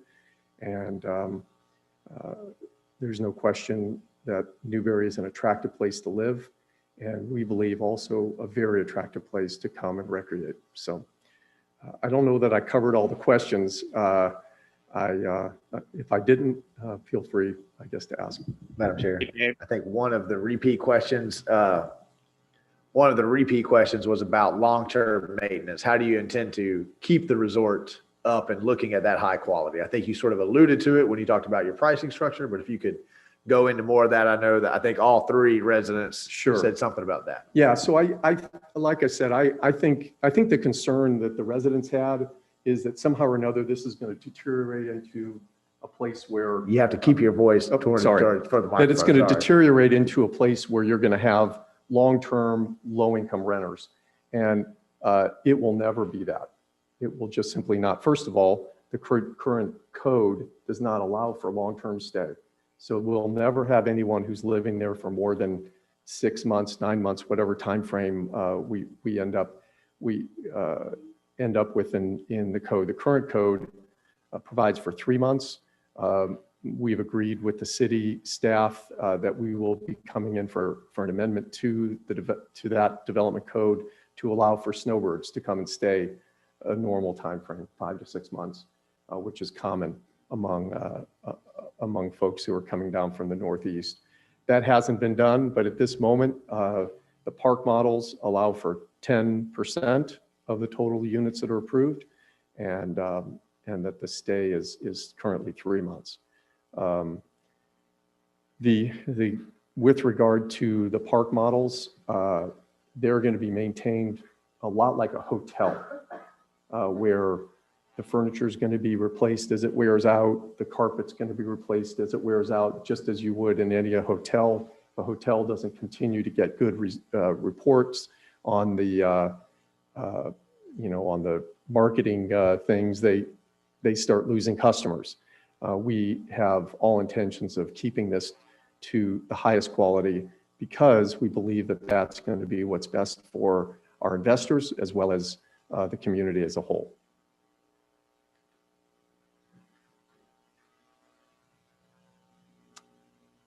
Did I cover it all?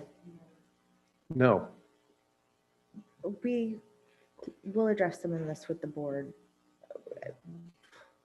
I took a lot of notes. So at this point, if you're done with I was just answering questions, responding to questions as I remembered them. Right, but we have a process and a procedure. Fair enough. Thank you very much. You're welcome.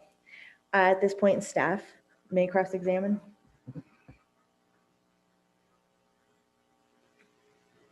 Thank you, Madam Chair. Not so much cross-examination, just to address some of the issues as I heard them as well. As far as fitting so many units on 94 acres, of course, obviously the size of an RV, even the large ones, is a fraction of the size of what a house would be. And so you can fit multiple RVs in the same footprint that you would a normal sized home. If you actually take the number of acres and then divide it by the number of allowable units, you could put, by code, you could put up to 1,800 units. So they're actually asking for a substantially lesser number of units than theoretically they could be allowed to put on. And part of that, I think, is because of the size of the sites that they've selected, which is also an indication of the level of RV that they're aiming for, the market level, because the larger units, of course, are going to be more expensive, and the sites that they've laid out are the larger sites to accommodate that. And so, Madam Chair, could you, Brian, could you put the microphone up one notch if it'll reach to that, or hold it up to you, because we're having a hard time hearing you in the room. We're just having a hard time hearing you. Okay, sorry about that. I thought it was picking it up. And so, even though 850 sounds like a huge number, and it is a large number, it's substantially less than could be permitted at the based on the code in question. as mentioned by the applicant, as far as keeping it from deteriorating over time, from their perspective, they have professional management and it's in their best benefit in the market to maintain it that way. But also if for some reason it wasn't, then the city then can step in with code enforcement action to enforce that it's maintained to the standard that's required in the code, if it ever came to that. A couple of nearby developments were mentioned, and to my knowledge, the best I can say is that the developments in those other areas do not have code that requires the level and standard of development that the city of Newberry's code does. They allow for dirt driveways rather than paved roads and roadways throughout and things like that. They don't require the level of amenities and such, an open space area. And so I think there's the fact that our code is so strong in terms of RV development lends itself to a much higher quality development overall. If you're going to make that level of investment, you're not aiming for the lower end of the market in the RV market. You're aiming for the higher end, and staff believes that that's actually what they're doing.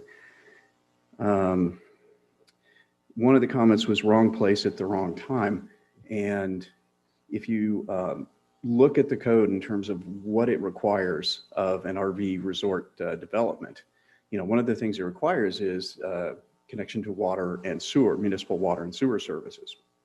So that by its very nature implies it's going to be somewhere close by to the urbanized area, because you're not going to have water and sewer available out in the countryside where there's nobody around it.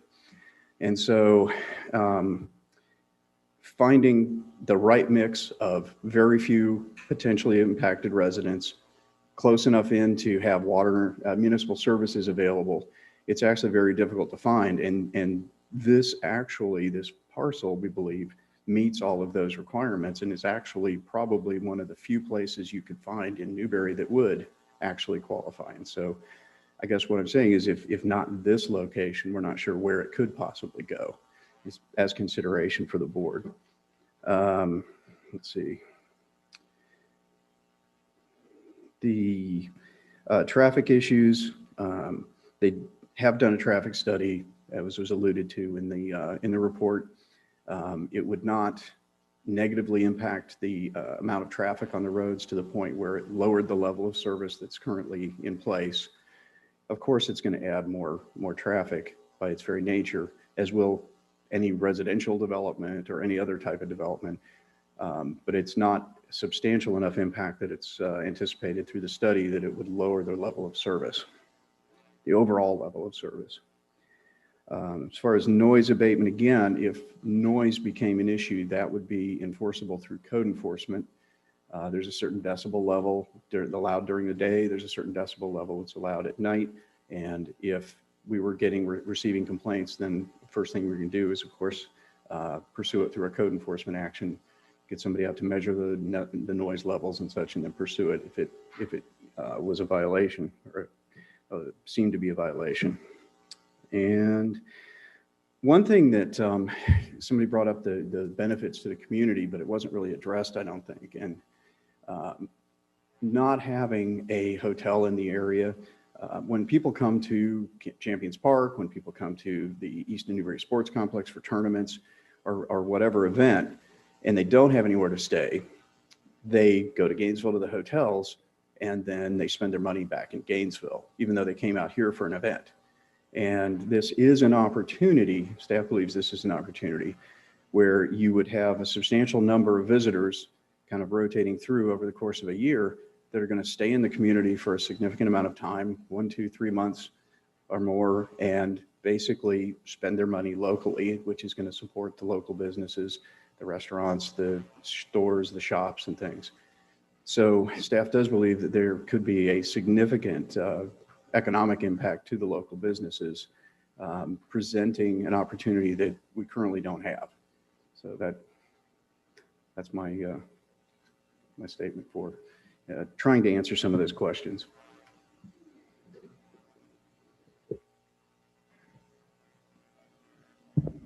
Okay, at this time, members of the decision-making body, so us, may ask questions of the staff, applicant, party interveners, and the participants. Since you are leaving, would you like to go ahead, Board Member Woodcock, with some questions? It's there, I have it. Thank you. Yes, I have several questions. Is the park model considered permanent on the ground or is it on wheels? One at a time. No, I'll just throw it out there. That's not that many and we need to. Oh, no, I don't really. I mean, I do, but I don't. I'll get through it. So on wheels are permanent. I don't have a lot of confidence in DOT. So DOT and turn lanes, I can't get out of my driveway to get up here to go to school when I have to go to work at 8 o'clock in the morning. So turn lanes are not necessarily the answer. So I'm sure that lady from wherever she was is talking about there probably needs to be a traffic light if you got that many people coming and going out of there at one time. I don't know what time they'd be going, maybe not all at one time. Storage areas for RVs, will there be any storage areas that are just set off to the side? So if I wanted to just not take my RV back to wherever, I could just pay and have a storage area there. Or would I guess I'd have to rent a lot. I don't know how you do that. And I'm just curious, you're the same developer that's developing across from RPM and behind Hitchcock's. Is that correct? Well, trees seem to be an issue to me. So I'm just wondering about how the trees are going to last that are out there that you're talking about. Mr. McDaniel. But that's a personal thing. You can come up to the microphone and answer. She's got a time constraint, so she's trying to get all of her questions out.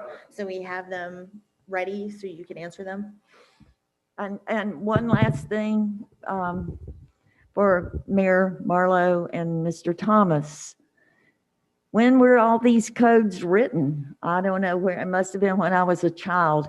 I'd like to have a personal private meeting later about those things, okay?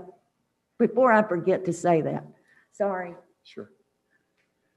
So with regard to the park models, I have to admit, I'm not an expert exactly on how they're attached and how but they are intended to be permanent.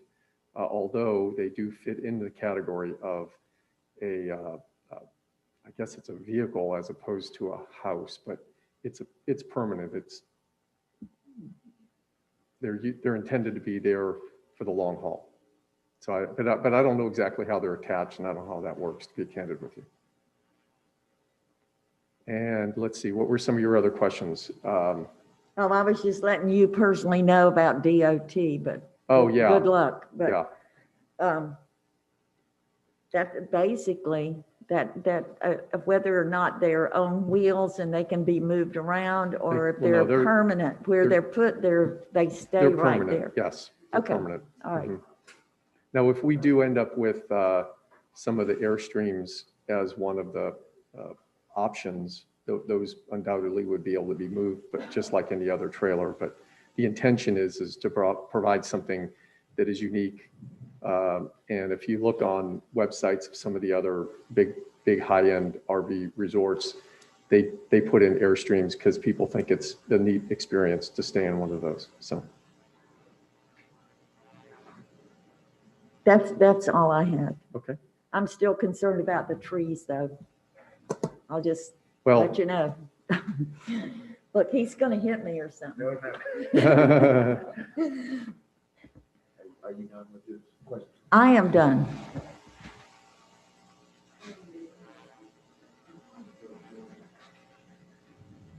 Board Member Johnson or Board Member Conrad, do you have questions? I do have a question. Okay, Gavin, I can't hear you. Can you hear me now?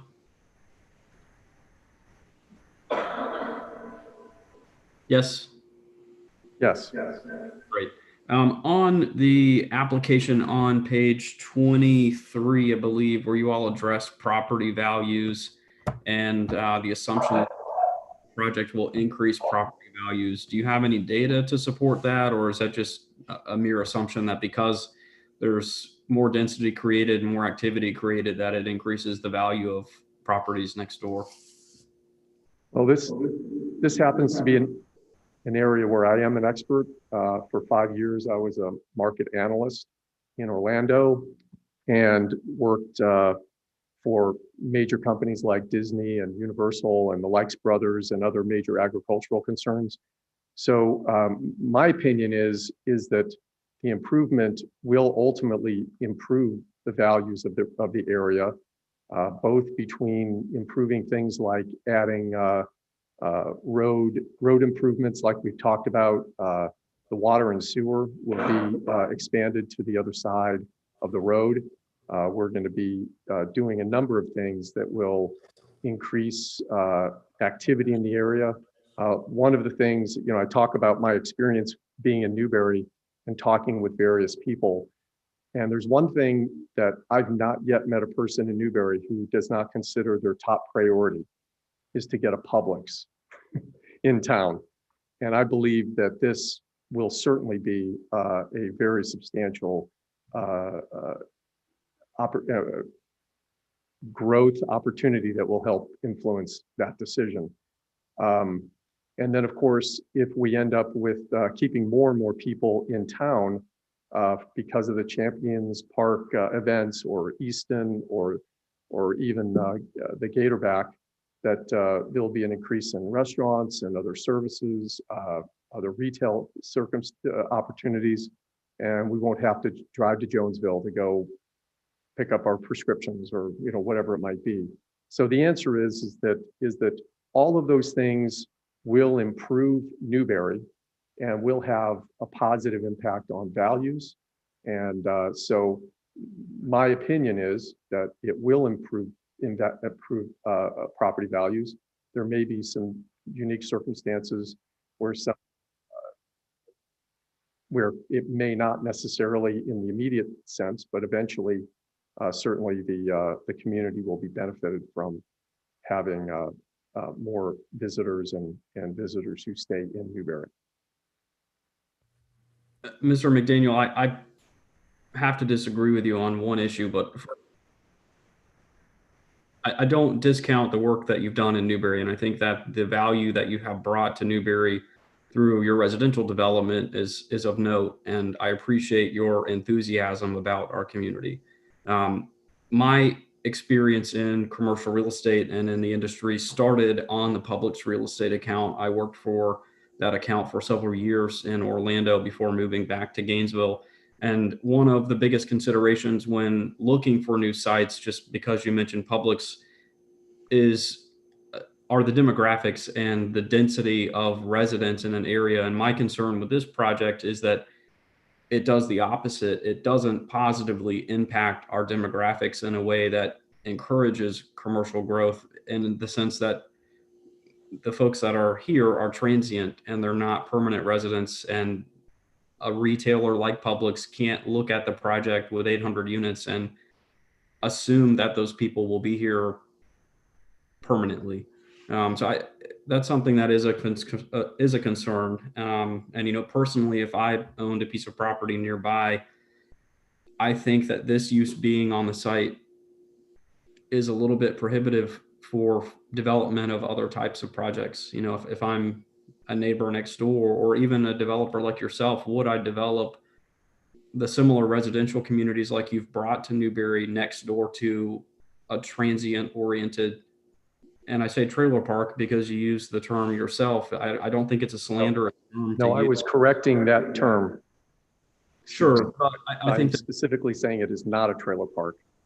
But I think that literally it is, because the RVs are trailers. I don't think it was being used in a sense of a negative word. With all due respect, that is not at all the case. A trailer park is a mobile home park, which is permanent residences. And there is no correlation between the two, other than that people confuse it in their minds. Sure. I think we disagree, but those are my only questions. That's fine. Madam Chair, I'd like to pause for just as, I know we're in a quasi judicial, but Rich, could you give us a quick rundown, because we have specific procedures and rules we need to follow in a quasi judicial when it comes to listening to and accepting expert opinion. And so I want to make sure that if we have board members offering expert opinion, is that okay? Do we need to, what are their considerations there? Because we, so far as I'm concerned at this point, we've heard from staff. We have an applicant who has some expert history on the resume. So I just want to make sure we're not muddying the waters, Rich. So if you can give us a quick rundown on how to make sure that we are acting as a judicial body, listening to expert testimony, and making sure that we kind of stay in that realm. I think we need a quick refresher on that point. Well, Mr. Mayor, let me back up half a step on a somewhat unrelated item before I address that. And I do appreciate you raising that question. I did hear that Member Woodcock was going to be leaving, and in fact, I see that she may be leaving right now. If we can stop her. She'll stay through the vote on this item, and then we'll have a conversation about the rest of the agenda. Well, I'm sorry. He said she'll stay for the vote on this item, then we'll have a conversation about the rest of the agenda. Oh, okay. Okay. Understood. Thank you. Okay. So as far as the evidence and so forth, as far as a board member testifying as an expert, I don't think in this case that Member Johnson was sworn in as a witness first and foremost. So what I would suggest is that his questioning and giving some background information as far as his point of view and his experience is perfectly okay, as long as the board understands that he's cross-examining the applicant, which is perfectly appropriate. Now, I will also say that when the board is deliberating, they should not factor in his testimony or his comments as testimony and as part of the evidentiary record. So there is a distinction there. But he is certainly able to, just as a judge is an expert in the law, is able to rely on expertise in order to ask questions of the applicant. So just so the board understands, they should not necessarily include as part of the record Member Johnson's comments, but they can factor in his cross-examination and what the applicant's responses are to his questions. Does that help, Mayor Marlowe, or are you looking for anything more in particular? Nope, I just wanted to make sure that we were all on the page, so thank you for clarifying. Okay.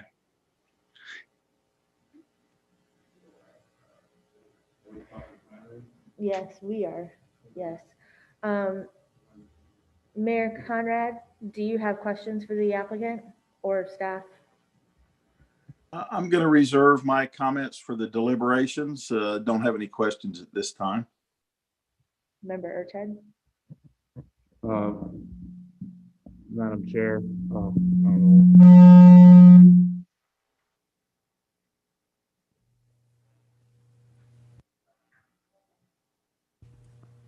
Madam Chair, this is Rich again. I just want to make sure, I know that Mayor Marlowe said that Member Woodcock was still there. I don't see her on the screen. Is she in the room still?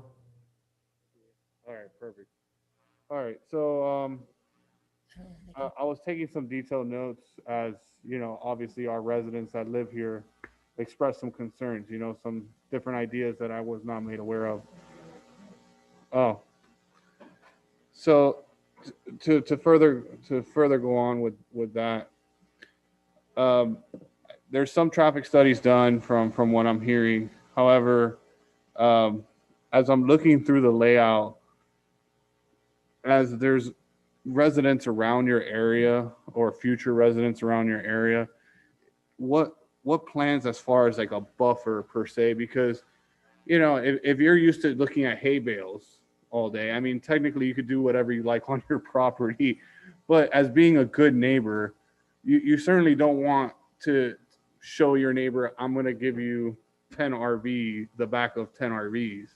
You know, is there plans to put more tree lines, some planted, any kind of bushes, something to at least give the neighbors some sort of visual, and it might give privacy to your RV. I don't know the plans, and that's why I'm asking in that sense. Do you have anything around the perimeter?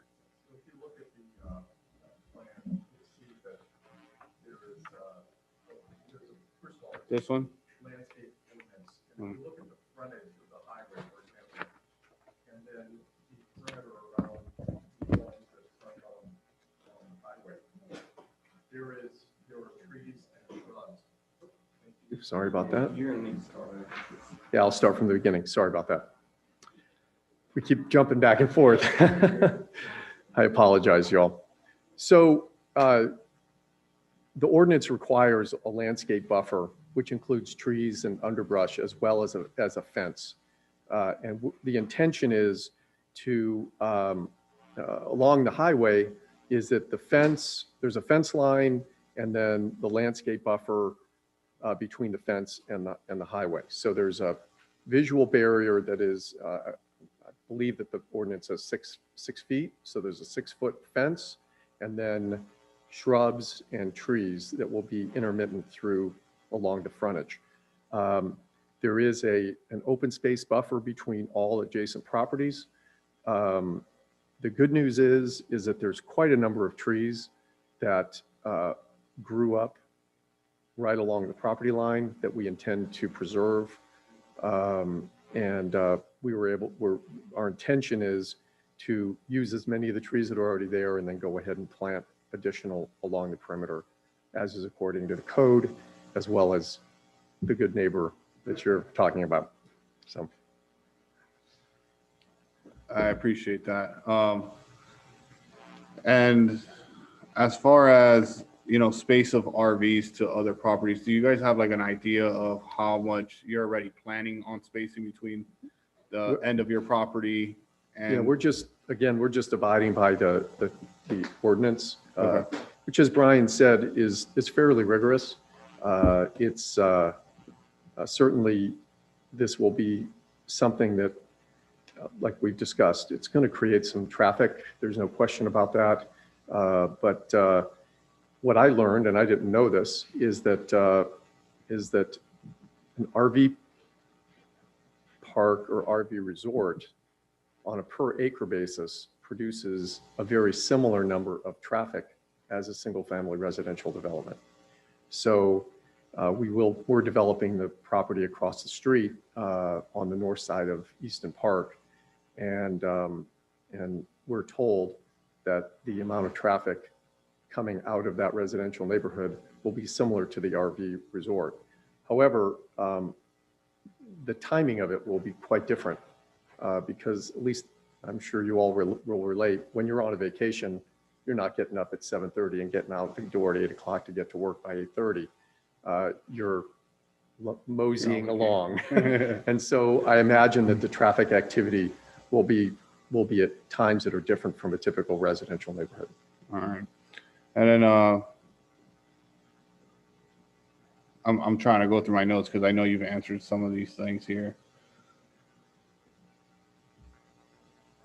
Oh, okay. So the other question is, you said this is a higher end, which that brings a little bit of relief as far as I'm concerned versus, you know, a higher end requires more maintenance. When I hear a higher end, I'm a Disney fanatic, so I think of Fort Wilderness and I think of all the maintenance at Disney and the experience, and that there you don't find junk like that thrown around. So my question is this isn't similar to this isn't going to become like a KOA campsite.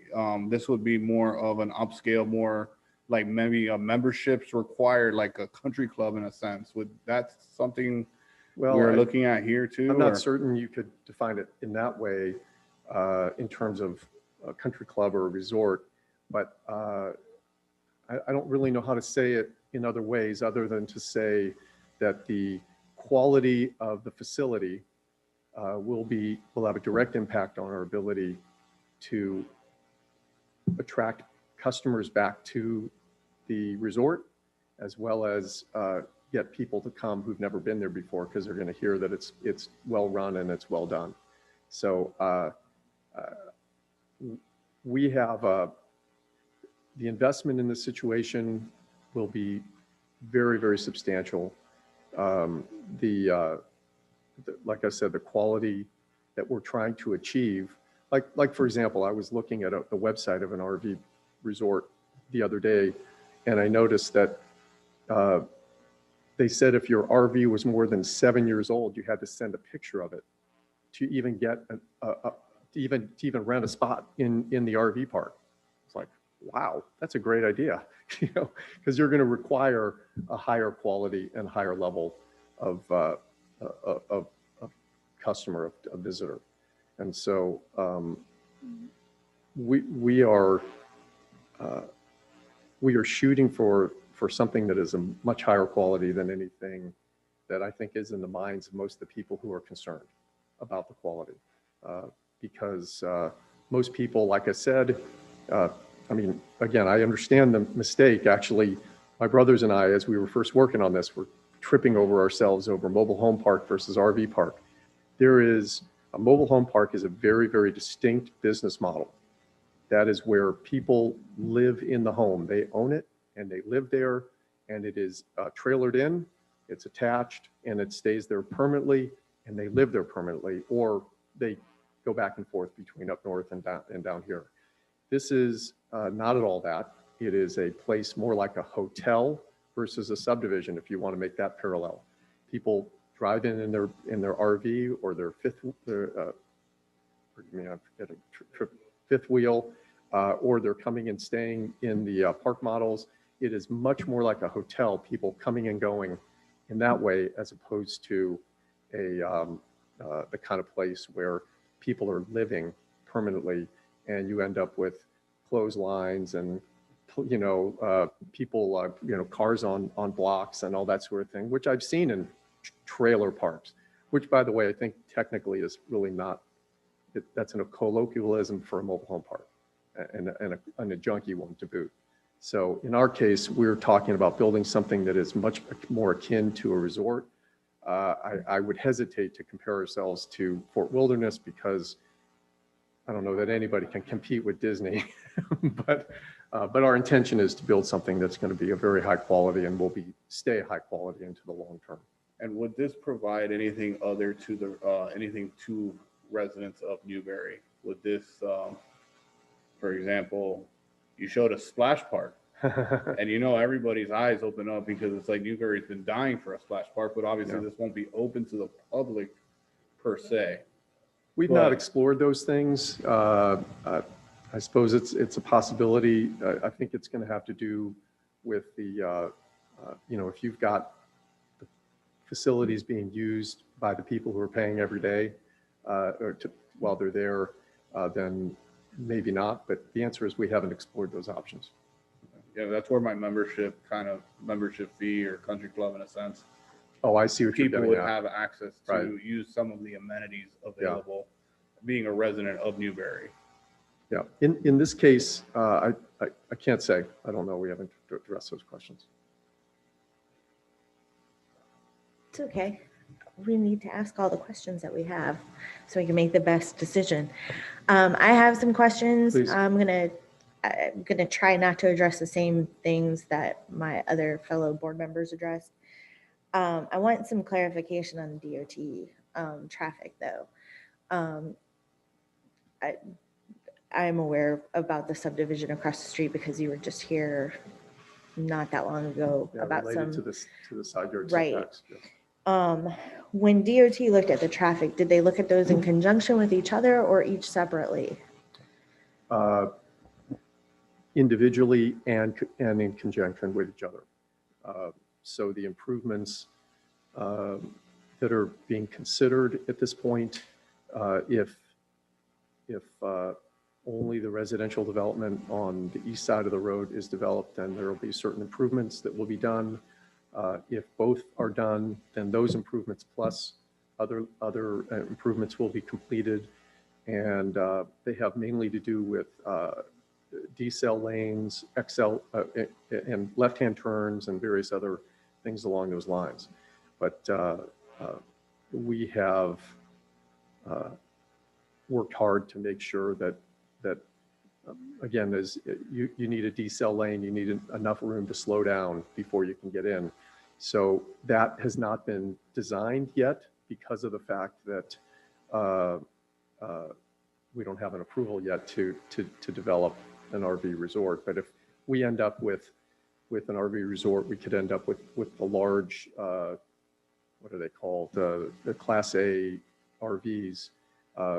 The southbound right-hand turn decel lane will undoubtedly be longer and wider than you would if you were building like a subdivision on the property. So all of those things are anticipated when we cross that bridge. But we have discussed this property with DOT, and we've gotten a preliminary feedback on the first phase.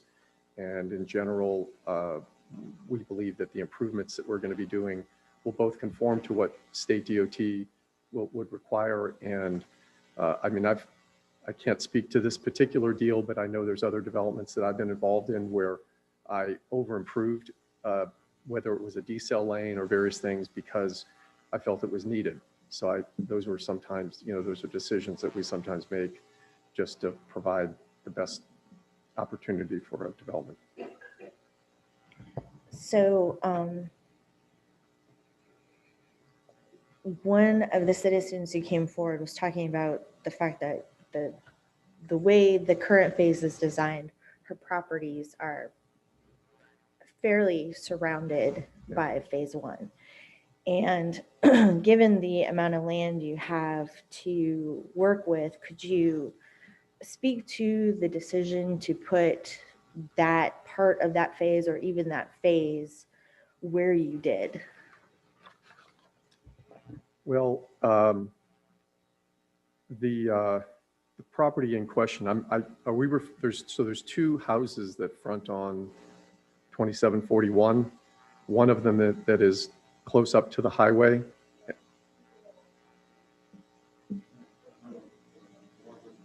Yeah. So the one that is on the north side has RVs that would run along the back, what looks like about 2/3 of the south side of their property line. The western property line will have a dog park and the check-in area. So there is some distance between them. In addition to that, like I've said, we're abiding by the ordinance, which provides for landscape buffering, fencing, visual barriers that will ultimately result in what we hope to be a very attractive visual situation with plants and trees and shrubs. With regard to the parcel that is on the south side that's closer up to the highway, it does have RVs that back up, although we've made a modification to that plan. If you see, there's one RV spot that kind of backs right up against the property. We've removed that and put a dog park in that spot. And then if you notice that to the south of that, on the south property line, there is an additional land area buffer between the back of the RV spots and that property line. There's little question that's going to produce a change in their lifestyle and the experience of living in those homes. We feel like what we're going to provide will be an attractive environment. We're going to put in the buffer, the landscape buffer and all that sort of thing. And we're going to minimize the impact as much as we possibly can.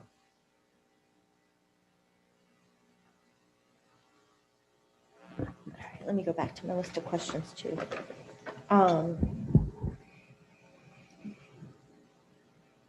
So in your application on page, it's about school impact. and it's on page 21.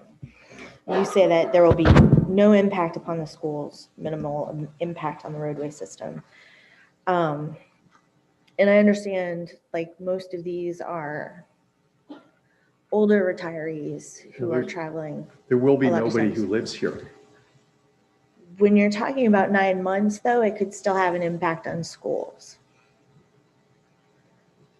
Okay. So I just want you to talk me through so that. you're envisioning a scenario where maybe a family is traveling around the country and they happen to stop in Newberry and decide to enroll their students in the classroom? No, but I just want to make sure that we're clear. Our schools are crowded.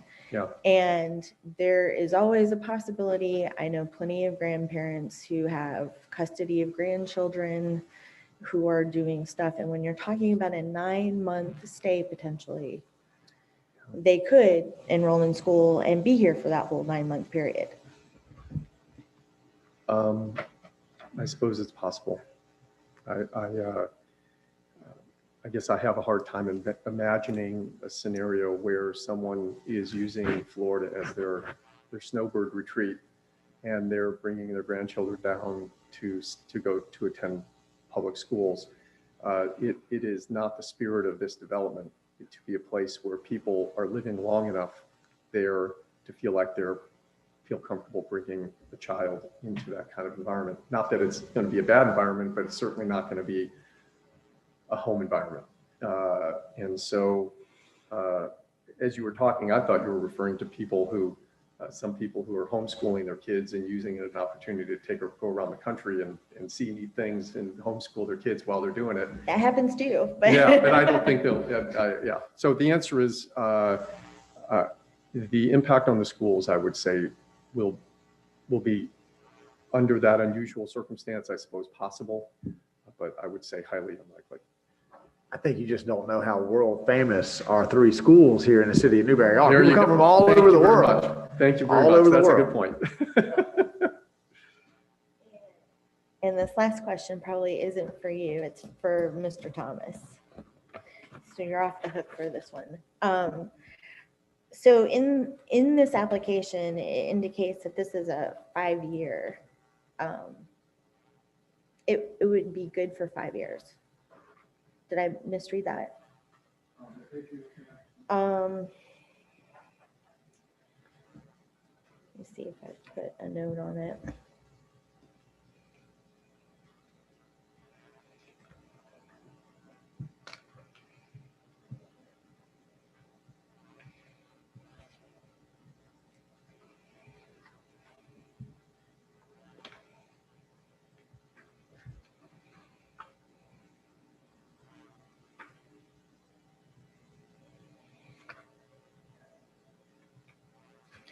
While I'm looking for that, yes, you can, because I know I haven't noted, but I have a lot of notes all the way through this. So since we're on the topic of the whole snowbirds,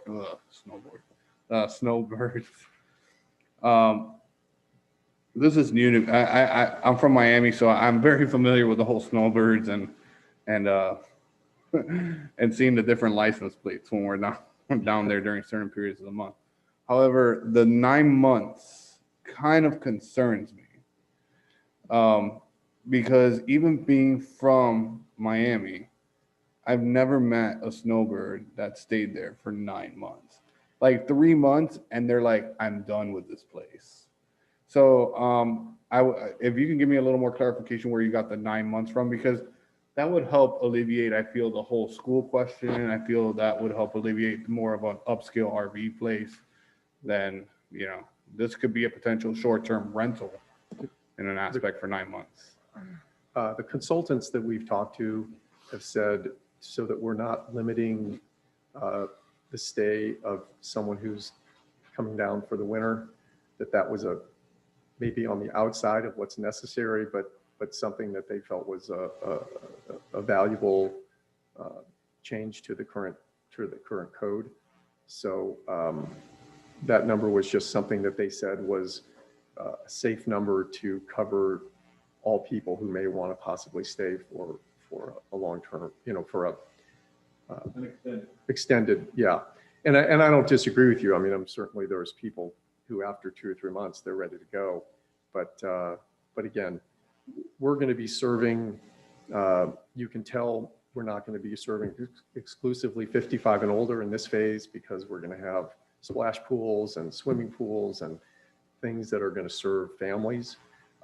We really do believe that the market will we're trying to serve a market that is more family oriented than the snowbird.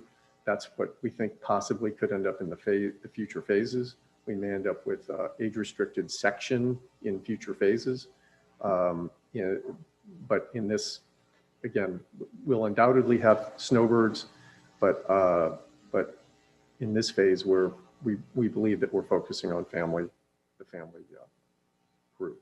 And that won't be a long-term, you come down for a couple weeks and go to the springs and whatever.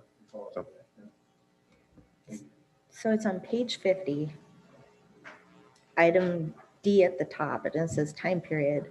Limit to a time period of 5 years, provided that additional extensions of 5 years may be granted by the Board of Adjustment after conducting a public hearing.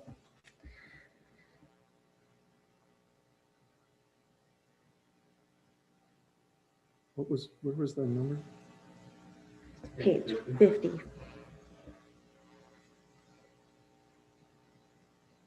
Oh, expiration. Wonderful.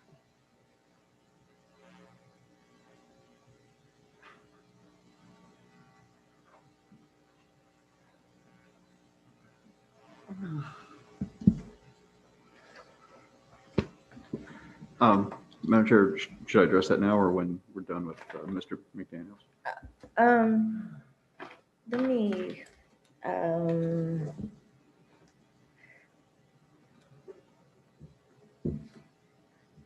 yeah, go ahead and address it now. I think I have all my questions for Mr. McDaniel covered.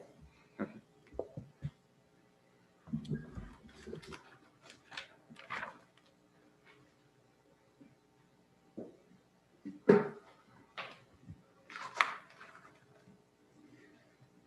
Madam Chair, specific to that question, that's something that we've done in the past, probably a holdover from previous special exception permits, similar to Gatorback. That gives the Board of Adjustment the opportunity to reevaluate the performance of the special exception. And so if all kinds of problems have arisen, it gives an opportunity for the Board of Adjustment to reevaluate whether to extend it, if everything's going fine, or they just need a few minor adjustments, and those can be worked out, and then they grant the additional extension. So it's a clause that I know is also in the special exception for Gatorback. A couple of the other things that were mentioned. Let's see. One of the issues that was asked about was for trees. As I mentioned before, this is some of the strongest code. Some of the strongest code as far as landscaping requirements in the city, and the requirement in the code for landscaping trees is actually a minimum of 1 tree for every 3 sites. And so you may want to repeat that for certain board members.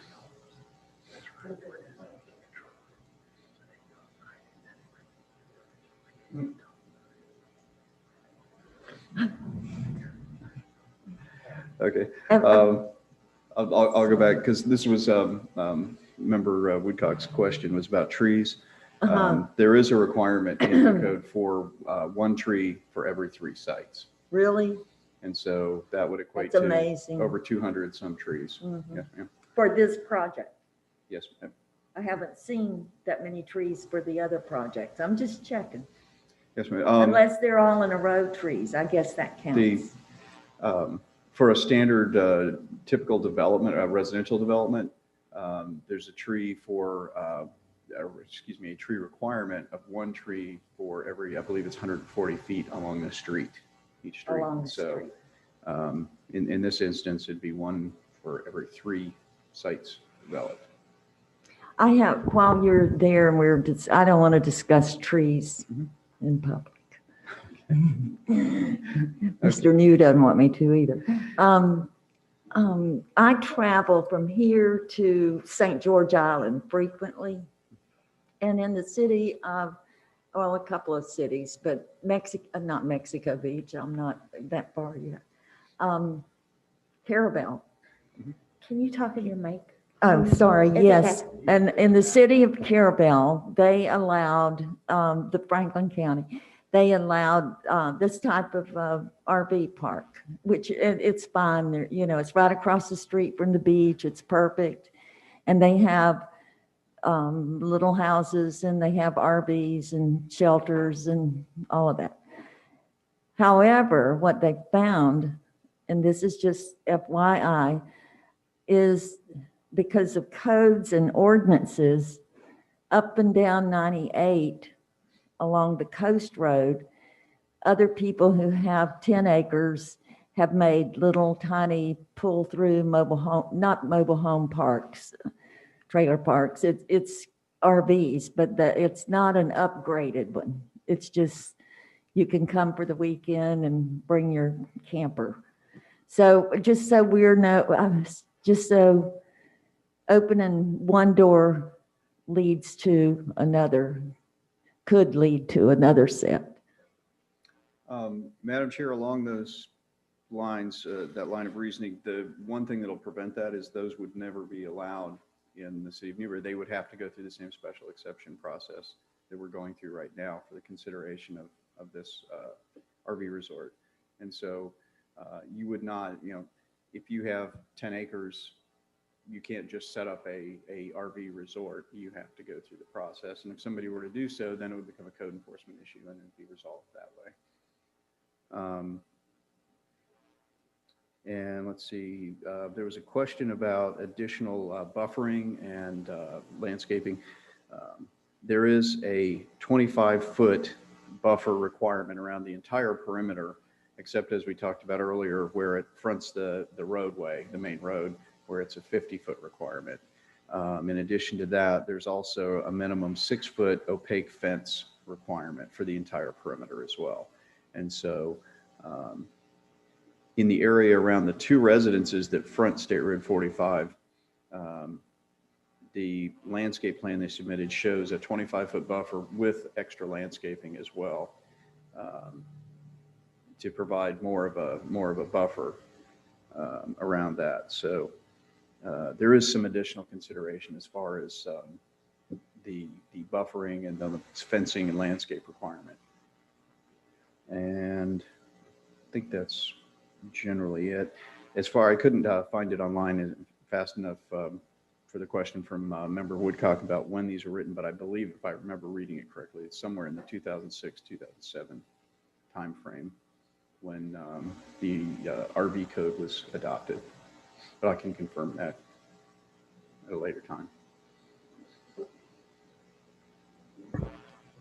Do any board members have any other questions before we head to their closing? Okay, so at this point, the final argument may be made by the applicant and then by staff.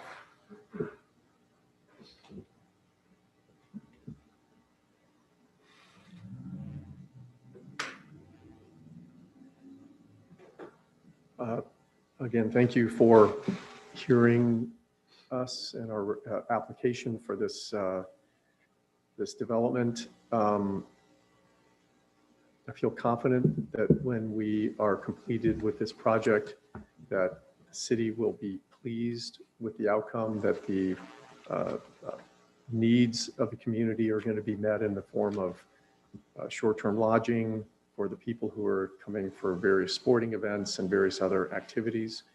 One of our consultants said, "Oh boy, you're near University of Florida." He said we built one near some major university in Texas, and he said the alumni would come and rent a spot, park their RV, and commute back and forth the whole season, watching the games. And so we don't know whether we'll serve that or not, but it's one of the types of things that a location like this will help serve. So we feel very confident it's going to result in a high quality development, something that will benefit the community and ultimately help motivate and incent some of the things that the community would like to have, which is more restaurants and more services in the area. Thank you very much.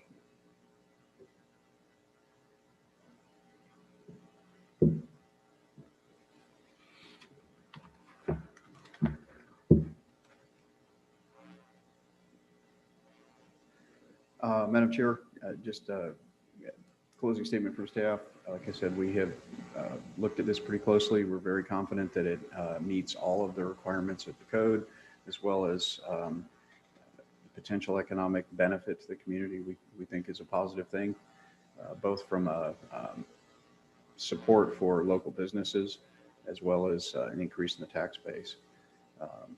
It's definitely something that would support. I know we have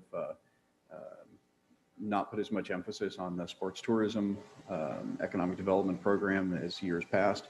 However, this would support that by providing spaces for the traveling teams that come to Champions Park that need a place to stay on multiple weekends throughout the year, as well as at the Easton Newberry complex, and potentially once the equestrian center is renovated and back in play, it provides a place for the traveling equestrian group as well. So overall, staff does think that the positives outweigh the negatives by a pretty substantial margin. And again, our recommendation is for the board to vote, recommend approval to the Board of Adjustment.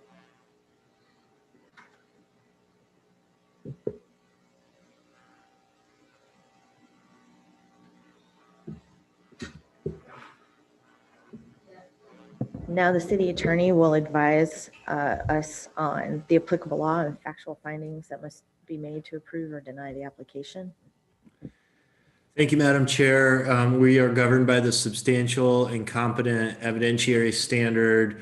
We need to apply, as the city staff has pointed out, section 12.2 regarding special exceptions, and the appropriate action by the board would be to either approve it, approve the application, that is, approve the application with conditions, which could be any combination of the conditions set forth by staff as amended by the board, or to deny the application. And in the event that the application, a motion is made to deny it, specific reasons should be stated as part of that motion.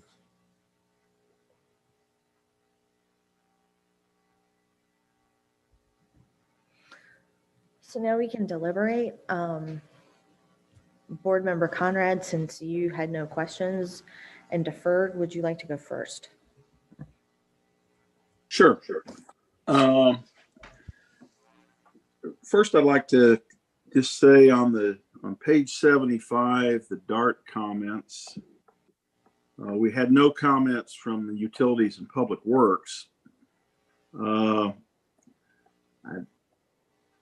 I think that's important that we get comments from Utilities and Public Works. We're talking about adding 800 connections to the city sewer system and more people on the road and more people using the water. I'd like to hear from Utilities and Public Works if it's going to cause us to have to expand our sewer plant or anything like that. I don't think it's acceptable for Utility and Public Works to just say we don't have any comments on this. I think the purpose of the DART board is to give the Planning and Zoning Board and the City Commission the confidence that all of our staff has looked at this. So I want to make a note that before this goes forward to the Board of Adjustment, that Utilities and Public Works does weigh in on this and at least lets the Board of Adjustment know what the impact on utilities is going to be. I think we need to, as a board, be consistent in our decisions, that they fit in with the long-range plans of the city and the vision of the city that we have developed over the last couple of decades, and that is part of that vision is that we move forward as a city that incorporates and embraces sports tourism as something that is beneficial to our city. And in that, along with that vision, of course, we've developed the Easton Newberry Sports Complex for archery and Champions Park. We've annexed Gator back into our city, and we're continuing to develop Canterbury as an equestrian showplace. So, and a big part of that vision was that we would have places for people to stay in Newberry, and we had kind of envisioned hotels coming to Newberry. And turned out that didn't happen, probably not going to happen. But maybe 10 years ago, we decided that RV parks would be an equivalent to hotels. And we wrote up an addition to our land use regulations that would allow RV parks as a special exception to the agricultural zoning. So now we have before us an applicant who wants to build such an RV park. And I think that's consistent with our city's vision, and that something that we should support. And they have looked at the land use regulations that we've written, and they've asked for some waivers to those land use regulations. We have, in our wisdom, in the 2007, we have written in there that we don't want to have more than 10% park models, and they're requesting 40%. There's a good reason that we wanted 10% or less park models, because we didn't want the long-term residents. But I can see the reasoning of the applicant, that they want a little more. My recommendation would be that we allow them to go to 20% in phase one, and we look at how it works out. And if it works good with 20% and they still need more park models, then in phase 2 and 3 we can consider, because they have to come back to us for phase 2 and 3. So they can come back and say, well, look how good it's worked out, we'd like to go to 40%, and then we can consider that at that time. The same thing for the limitation on 90 days of occupancy. And I think a great deal of thought went into limiting occupancy to 90 days. We weren't building low-cost residences for long-term people to come in here, and we thought 90 days was good. The applicant is asking for 270 days. I'm unwilling to go to 270 days, but by the same token, I'm willing to go to 180 days. That's kind of the industry standard I found out for snowbirds, and people like that want to come and spend a season with us and leave. 270 days leaves you here long enough for a school year to come and bring your kids and enroll them in school. So I'm willing to recommend to the Board of Adjustment that we extend that period to 180 days, but not to 270, but that we relook at it when they come back for phase 2 and 3, possibly give them a longer time if that has worked out real well. I've listened to the comments of Ron Rowland and Bob Phillips and the Morrises and Valerie from Newberry Hills. All four were kind of against the whole idea of development. And I think all of us have listened to their comments and understand their concerns. And I'm concerned as well that if everything goes like the applicant says it is, it's a high-end development. All the amenities are built. But when we change the zoning, we're not guaranteeing that we're going to get a high-end development with all these amenities. This is a concept that they're giving us. Once you change the zoning, they can do anything that complies with that zoning. They don't have to have all the amenities. It doesn't have to be high-end, and it could, if we allow extra long-term residents and we allow a disproportionate amount of park models, we could wind up with what Mr. Rowland fears. A low-end trailer park like he's seen in Chiefland.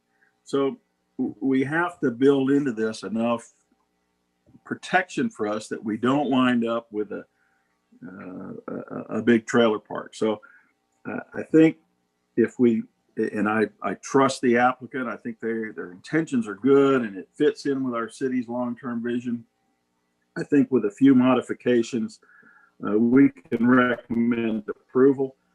On page 75 of the report, the planning department has 5 or 6 recommendations that we add, and I recommend that in our motion that we add those 6 recommendations from the planning board to pass forward to the Board of Adjustment in our motion.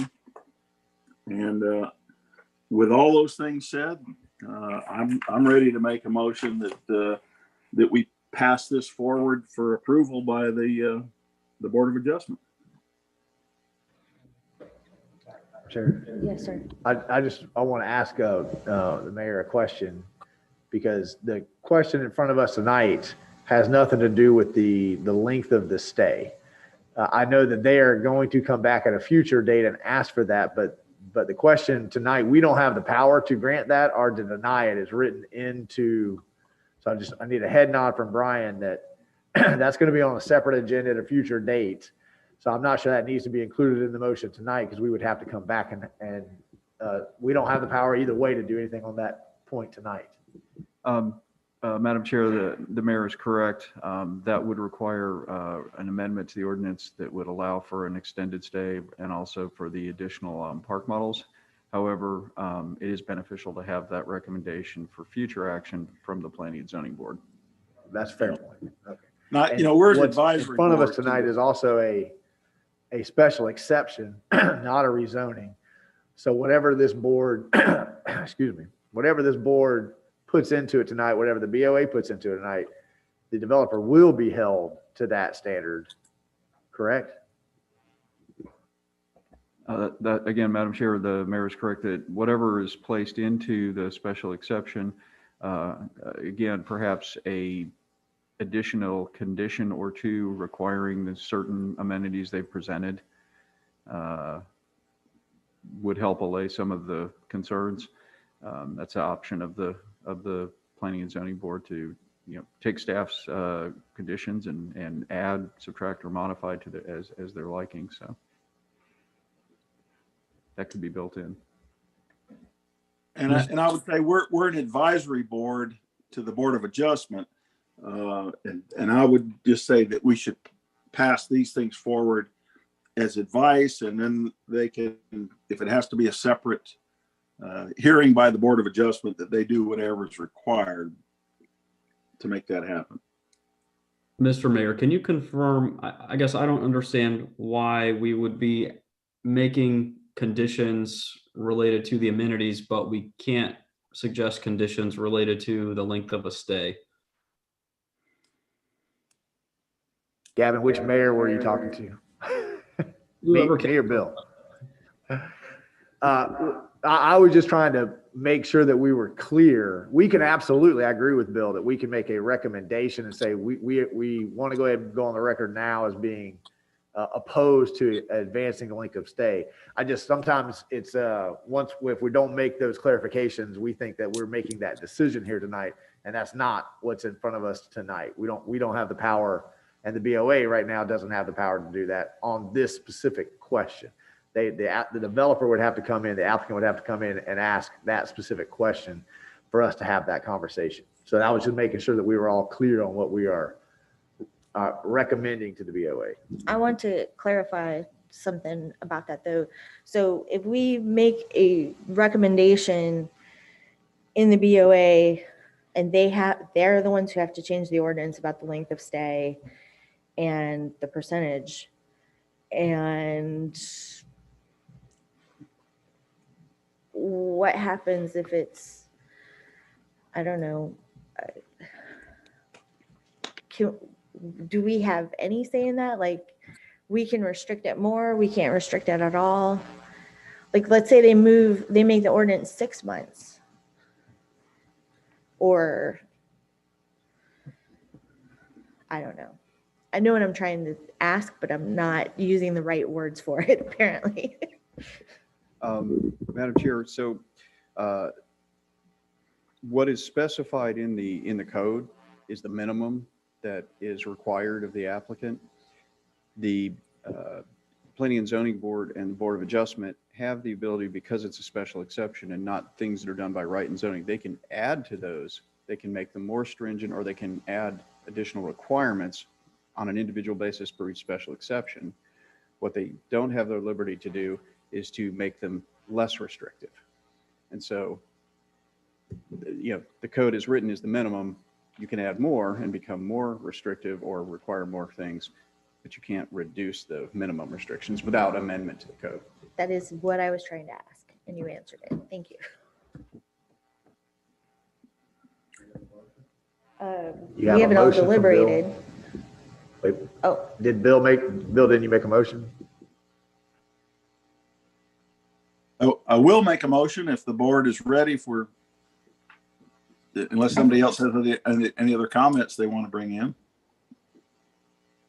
I think we might want to see if everyone, if the remaining members have comments, deliberation. Board Member Johnson, do you have comments, deliberation to add to this? Sure, I do. And again, I don't want the applicant to think that I'm just opposed to the idea because of who they are or whatever. I mean, I really appreciate the work they've done for Newberry, and I really think that the work they've done in our city has been professional. My opinion is that it's not the right move for growth in our community, but I understand that we have to make a decision based on the evidence that we've been given. And I think that, as Mr. Conrad stated, there are some conditions that we need to consider and suggest. My strongest consideration would be the length of the stay. I'm not of the mindset that we should create a semi-permanent place of residence for anyone. I know I've personally never gone on vacation somewhere and stayed for more than 3 months without considering it a semi-permanent move. So my recommendation would be that whatever motion we make, we maintain the restriction for the length of stay that is currently part of our code.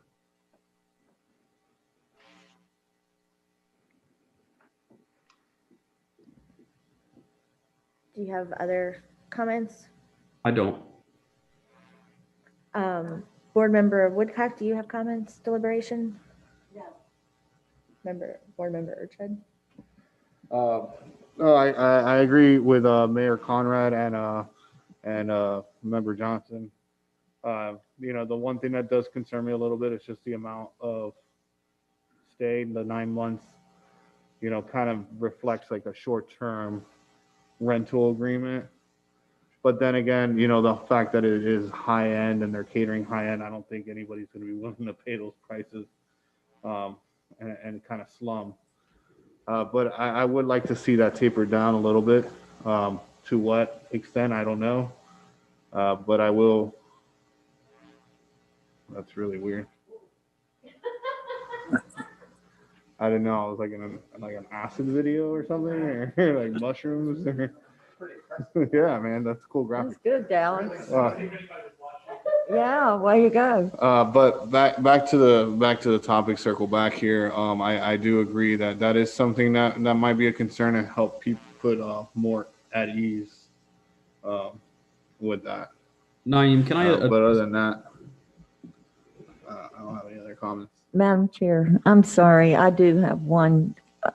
And I want to speak mainly to the surrounding landowners who are local. They are generational. They've been here for generations. And I understand because I'm 5th generation myself. So 4th, maybe, I don't know a lot. But anyway, as development comes and we sit here and we talk about the benefit to Newberry or to our city or getting a Publix, there are a lot of people who are not that enthusiastic about these projects, not your project in particular, but development as a whole.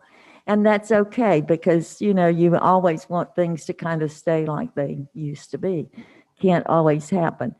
But when to the developer, the person doing this, I'm just thinking that perhaps finding a way to manage to get in touch with those people, especially those people whose properties are being affected, and they're being really affected. They will be. Their property values are either going to soar or they're going to go the other way.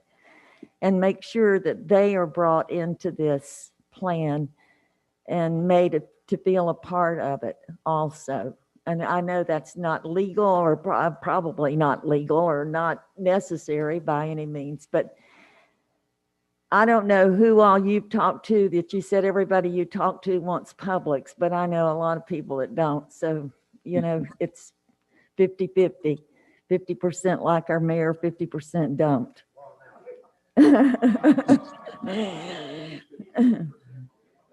That's right. I'm just saying, try to develop some rapport there with the surrounding landowners who have a lot to either gain or lose. That's it. I promise I'm not saying anything else. Okay, so my hope is, while I don't think this is a bad idea, but I think there are some things that make it less than a good idea. And I think whatever motion we make needs to take into consideration the properties at the southeast corner in phase 1 that are completely surrounded by this development. While we have assurances from the developer that they meet with the 25-foot buffer, I mean, they are surrounded by this. And I think that there either needs to be a larger buffer setback, because even with that one RV being taken out that's into the fence on our drawing, there are several more that are look right up against the fence line and tree line. And, you know, I don't consider a dog park a buffer for a residential building. I also have concerns with the length of stay. And I echo what some of my other board members have said about that. So I think that if this proceeds forward, it needs some conditions to make sure that the property owners that are surrounded by this development are better protected, and that we put other considerations into there to relay our concerns about the length of stay.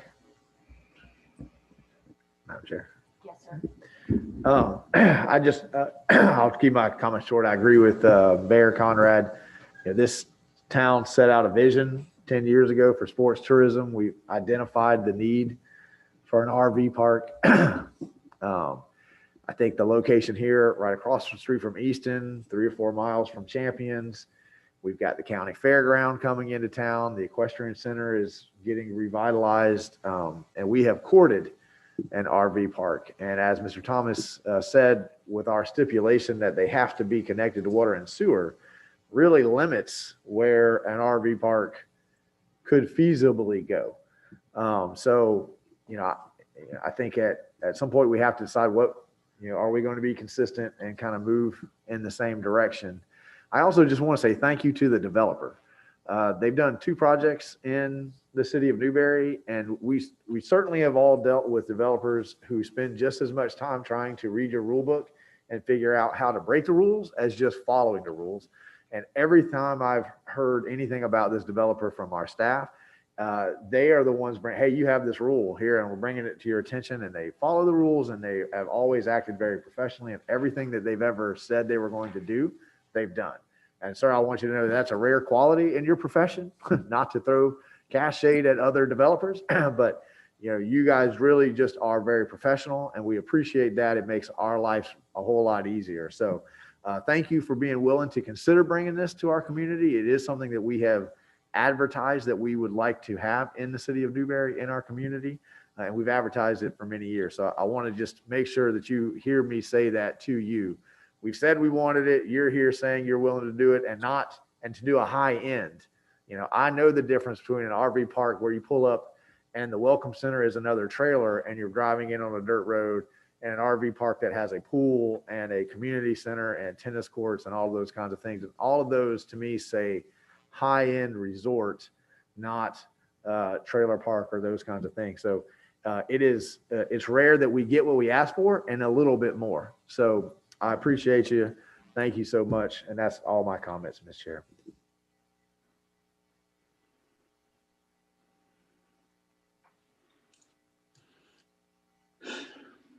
So with that, we need a motion. Madam Chair, can I make a motion? Yes, sir. I'd like to recommend that we send forward a recommendation for approval by the Board of Adjustment for the applicant's request, amended by the 5 recommendations of the planning board on page 75 of the package. And adding to that recommendation by the planning board that that the applicant be allowed to extend the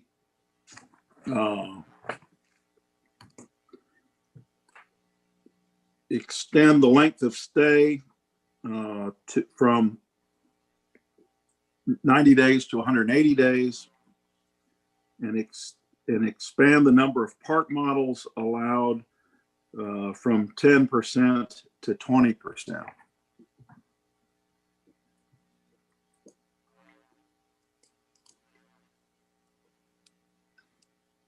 And did I forget? Was there one more?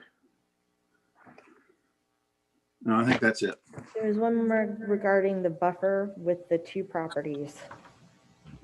Okay, well, that one of the recommendations I think was that that we look at I think there's supposed to be a 25-foot buffer up against the property belonging to Sam Morris, and it didn't look like the conceptual plan gave us the 25-foot buffer, but I don't know if somebody wanted more than a 25-foot buffer, or there are any specifics to that, or just that we asked that the Board of Adjustment look at the buffering requirements in a little bit more depth.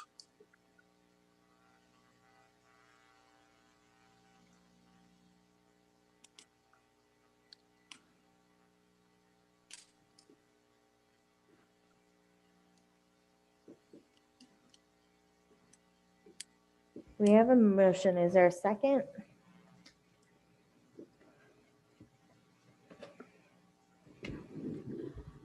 So move.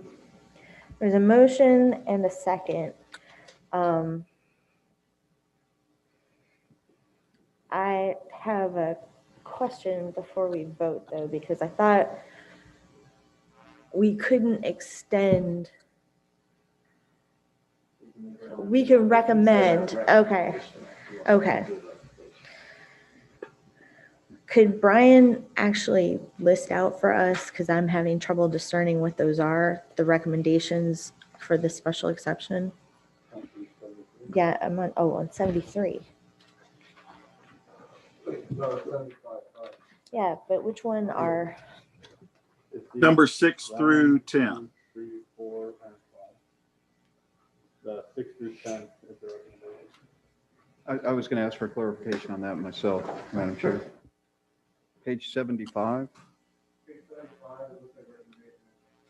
Page 75, if I'm looking at that right, Mayor Conrad, is recommendation number 6, 7, 8, 9, and 10. 5 recommendations, correct? Yes.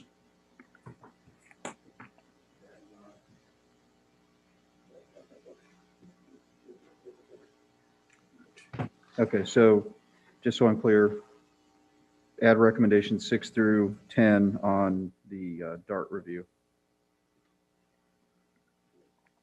Yes.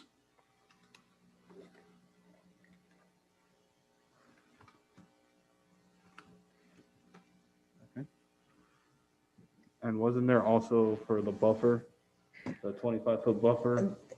For clarification, but the recommendations don't look like they're recommendations to, they look like they're questions. Madam to the Chair, those applicant. recommendations were provided to the applicant after submittal and review. That they add those to their submittal.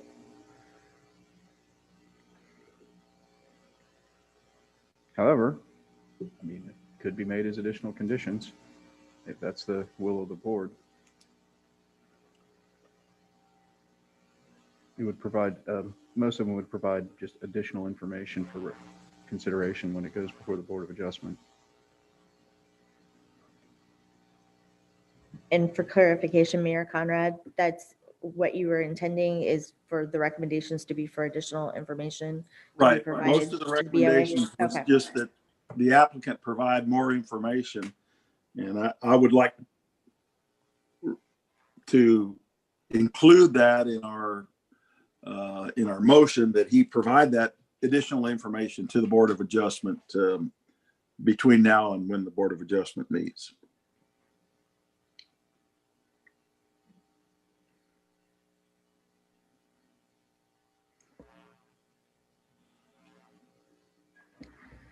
Okay, if there are, we have a motion and a second on the floor. We'll do a roll call vote. Oh, public comment, sorry. If there's no more comments from the board members. And we'll put up the screen right now so that if you have comments and are listening on YouTube and want to participate by Zoom, the phone number is up there. When you get into the Zoom meeting, you will raise your hand to indicate that you have public comments. There's a 30-second delay between our meeting and the Zoom feed. So we are giving our listeners and citizens time to call in and give their public comments.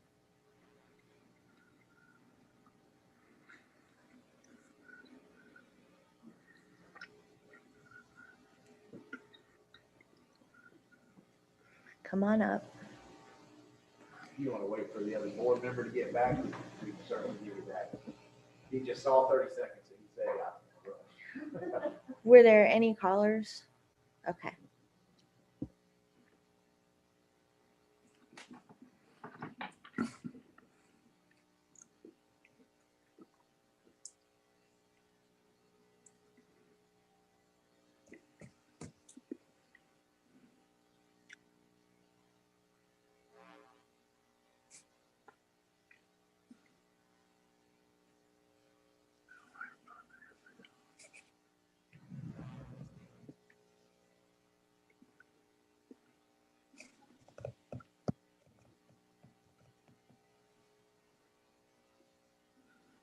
You can come up and go ahead and state your name again when you get up to the microphone.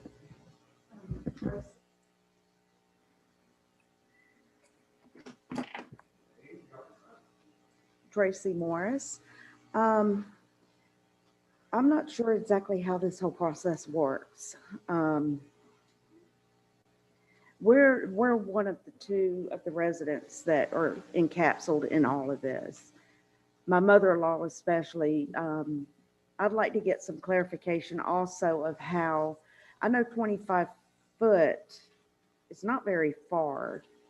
I can hear Easton Park across the street from me. I can hear people talking over there at the archery during the games and stuff. And that's a pretty good distance. That's way more than 25 feet. So adding a buffer, I'd like to know what that buffer would be, because there are trees and it still doesn't really buffer. This park we don't have any trees. It's just all open field. There's one oak tree. So I'm not sure exactly which trees they're talking about, other than if I'm facing State Road 45, there's a row of trees on the other side of the property that's in between us. It's just all open, and how this would impact us as far as being residential owners. If we do decide to move one day, how's that going to impact us on how we would sell our property as a resident, or would we approach the RV park? My mother-in-law is set further back, so from what it looks like on the paperwork, she would be completely enclosed in, other than her little driveway that runs right down beside my property line. So these little circles, I'm not sure what that is. Those are the trees. Those are the trees. The trees? Yeah, they look like, according to the map, according to the landscaping map, Uh-huh. there's a 6-foot fence. And then on that 6-foot fence would be a 15-foot landscape buffer. So it would actually be 15 feet of a tree line. Okay, so it'll be a 6-foot fence. And then from this, if I'm not mistaken, from what I'm reading on the landscape, From the fence will be trees. will be 15-foot high trees. 15-foot high trees. So that means that she would be completely surrounded. So she would have no open area at all in her property other than down her lane. I'm close to the road. She's sitting further back. We need to adhere to the procedure there. So Right. it's her time for a comment. So we don't want to engage too much. Okay. You ask all your questions, ma'am, and then the chair Yes. will answer as many as she can Okay. in that time period. But I've got our timekeeper back there trying to figure out how much time you're actually allotted. And when we talk, he's got to stop it. So Okay. I want to make sure that. I understand. Thank you. So the question she has is the tree line, and the second property that her mother-in-law is at on the north property of those two properties, and would only be not surrounded by the shared drive-through. Kind of looks like a weird figure eight. Right. So can Mr. Thomas address that for me?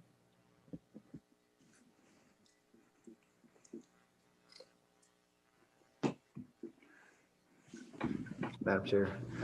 While we're waiting for Dallas to pull up the PowerPoint and show that, I just want to remind folks in the audience and at home, large land parcels that are connected to water and sewer are getting rarer and rarer. So if for any reason this resort doesn't go through, I can guarantee it's only a matter of time before that land is then developed into a subdivision or houses. I mean, there will be something that happens there because it's just getting too rare these days to find 100 acres contiguous that is also connected to water and sewer and on a state road. So we often deal with this idea that I'm always going to be surrounded by farmland, and it's kind of pick what you want around you because something is coming. We've got our map, so Mr. Thomas. Okay, thank you, Madam Chair. So the picture on the right shows basically a ring of trees around both of the two remaining properties that essentially have frontage on State Road 45. And so, yes, the fence would go on the property line, on or close to the property line, and then the ring of trees would be on the development side of the property line. So it would have a total buffer width of 25 feet. And just for clarity, there wasn't a requirement that the trees are 15 feet. It's a 15-foot landscape buffer in front of the picture there. What that depicts is the road frontage diagram. And so that dark dotted black line is the right-of-way line. And then you have a 15-foot landscape buffer, and then another 35 feet behind that, because the road frontage buffer is 50 feet. But around anything that's not directly fronting the road, it's 25 feet. And around the properties, they have to provide the landscaping, the trees and the shrubberies as well. So I just want to make it clear, it's not that the tree has to be 15 feet. The way the landscaping code is, it has to be a certain height, which escapes me, within 5 years. It has to grow to a certain height within 5 years. So it's a variety that would do that. But it's 15 feet of vegetation plus an additional 10 foot Yes. of, Yes. and that's on the developer's land side, not Right, including the fence land. the fence would be facing those two property owners with the landscaping on the opposite side. So they would see the trees and eventually maybe see some of the shrubberies under the trees. But initially, they probably just see the tops of the trees that were planted until they grew to a larger height. Madam Chair, can I ask Brian a question? Madam Chair, I have a question for Brian before he steps down there. He's stepping back up. Brian, can you put that chart back up, the slide back up so I can see it?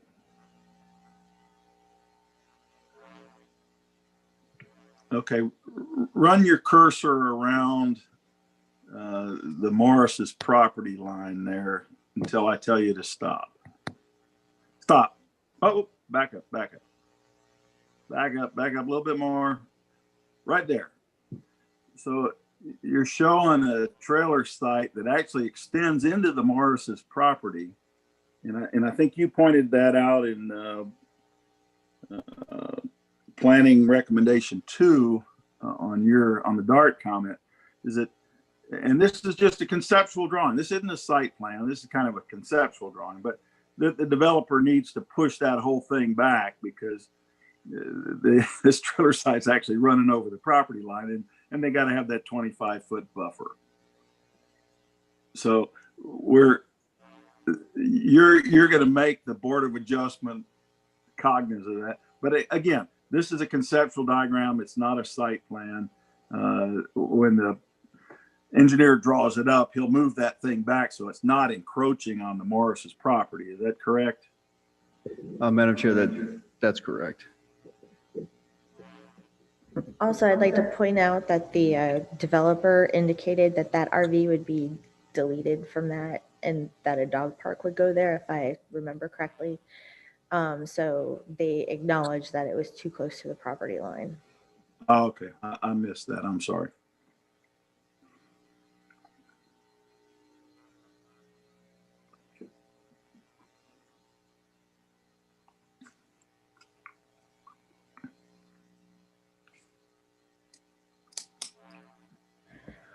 Could the city attorney provide clarification again whether Gavin Johnson is voting or not on this issue? Yes, both members who are participating virtually are able and should vote on this. Thank you very much. If there are no other comments by the board, we will go to a roll call vote. Board Member Conrad. Aye. Board Member Johnson. For reasoning that if we're supporting this type of development based on the growth of sports tourism, I don't foresee a need to have a length of stay longer than 3 months. So my vote is no. Board Member Urchad. Aye. Board Member Woodcock. I still have, Mr. Thomas, I still have some concerns about the length of stay, and that you don't need to answer, but I'm going to approve or vote aye. But because this is not a final plan, and we have a long way to go before we're done with the development as a whole. So approving that we're moving forward is okay with me. I don't know if I can do that. And I am voting no with the same concern or the same reasoning as Board Member Johnson. So the motion passes 3-2.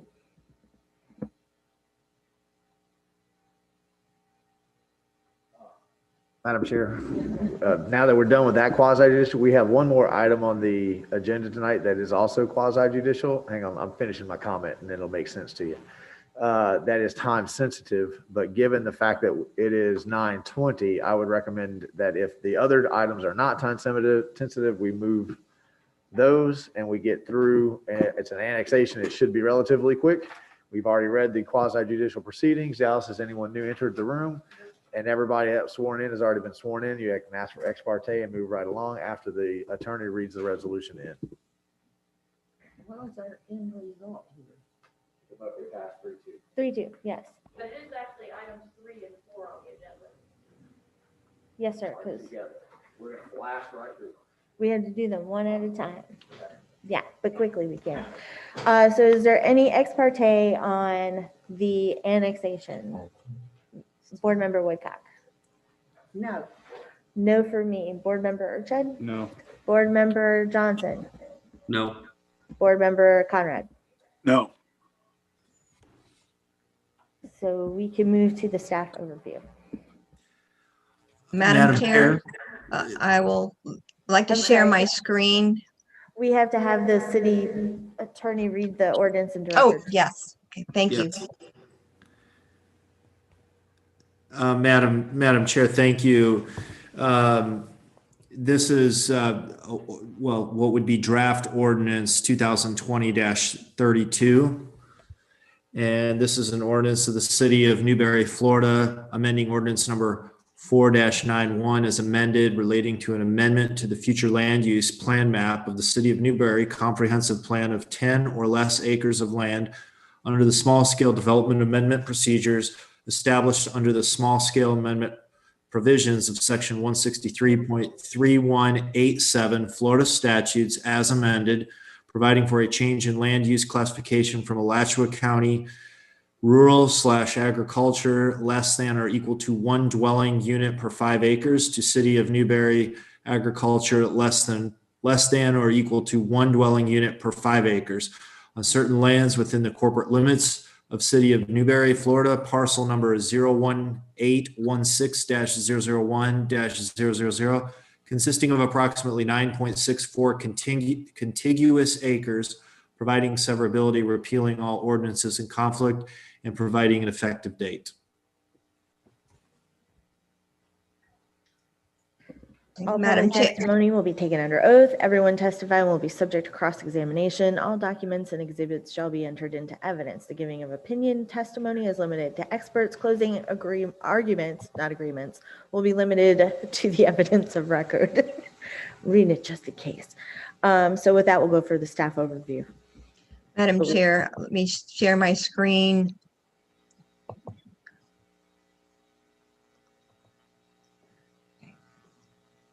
This first item, let's see what happened.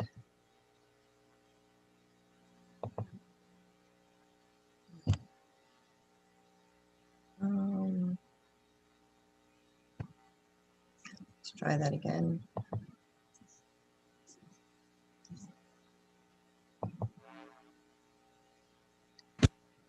Okay. Dallas, can you go ahead and put that? Oh, no, wait, here we go. All right, it's showing again.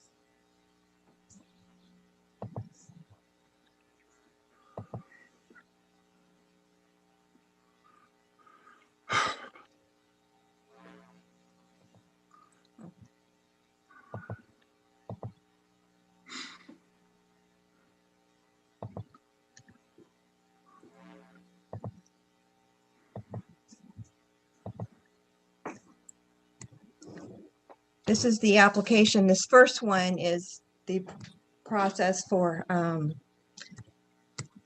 the application that you have is the first piece of property. And this is a future land use map change. The whole property, this property was annexed into the city in November of 2020. The next step is to amend your future land use map.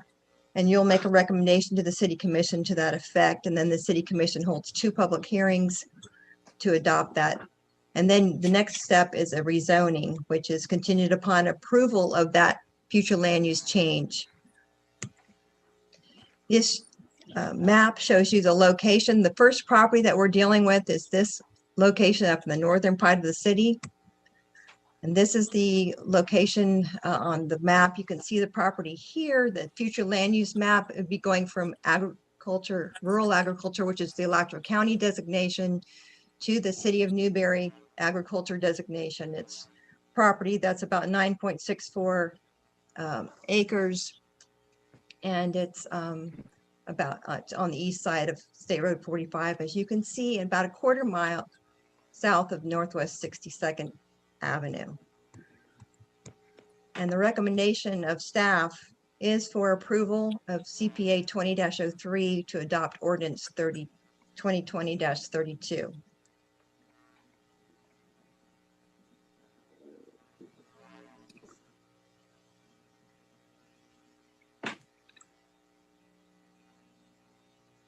And that's the staff's recommendation.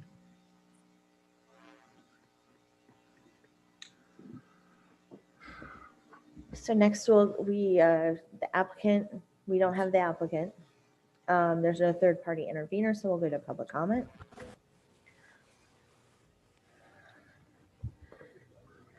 The number is on your screen. There's a 30-second delay between the meeting at City Hall and what is being shown on Zoom. We are giving you ample time to call in to the number on the screen, where you can raise your hand if you have public comments on this annexation into Newberry.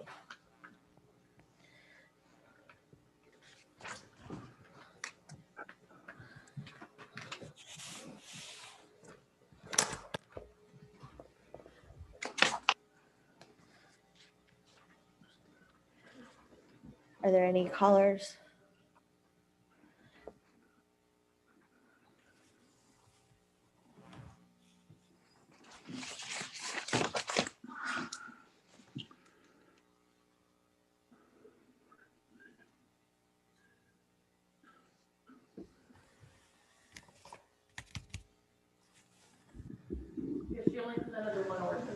We have to vote on each ordinance separately.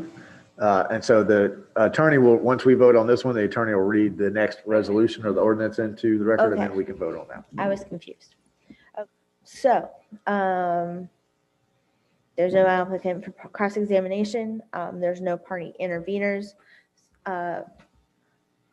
Staff can cross-examine herself if she would like. No, Madam Chair, thank you.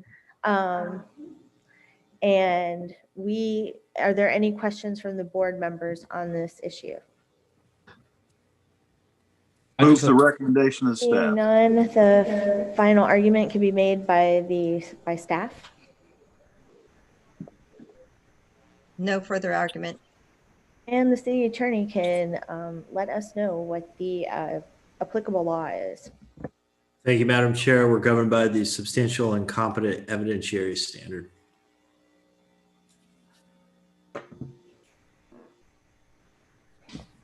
Are there any deliberations by the members of the board? Madam Chair, I just have a If question. not, I would entertain a motion. Gavin, you're muted. I should be unmuted. Can you hear me? Yes. I have a question about the process. I thought that we had talked about at the last meeting where this was on the agenda, maybe looking at the process and determining if it was possible, since we're just changing from county zoning to the comparable city zoning, for that to be part of the initial annexation approval, just to save staff time and save time at a meeting. Is that not something that we can change our procedures to accommodate that zoning change as an automatic change when the annexation is accepted? Madam Chair, if I might answer that. These particular requests are for properties that are under 10 acres in size. And in order to keep the applications under the small scale plan amendment provisions so that they don't have to be sent to DEO for review, to keep them under that 10-acre size, each one has to be looked at as a separate ordinance. And that way we can process them. And then once the city commission approves it, there's a 31-day waiting period for it to be effective. But otherwise, you would be adding a couple months if you had to lump them all together and then go as a large-scale plan amendment. Could be a few more months. Okay. So if there's no deliberation, I will entertain a motion. Move to approve the recommendation of staff. Second. There's a motion and a second. Is there any further deliberation? If not, I will take a roll call vote. Oh, I'm sorry, I have to go to public comment first, sorry.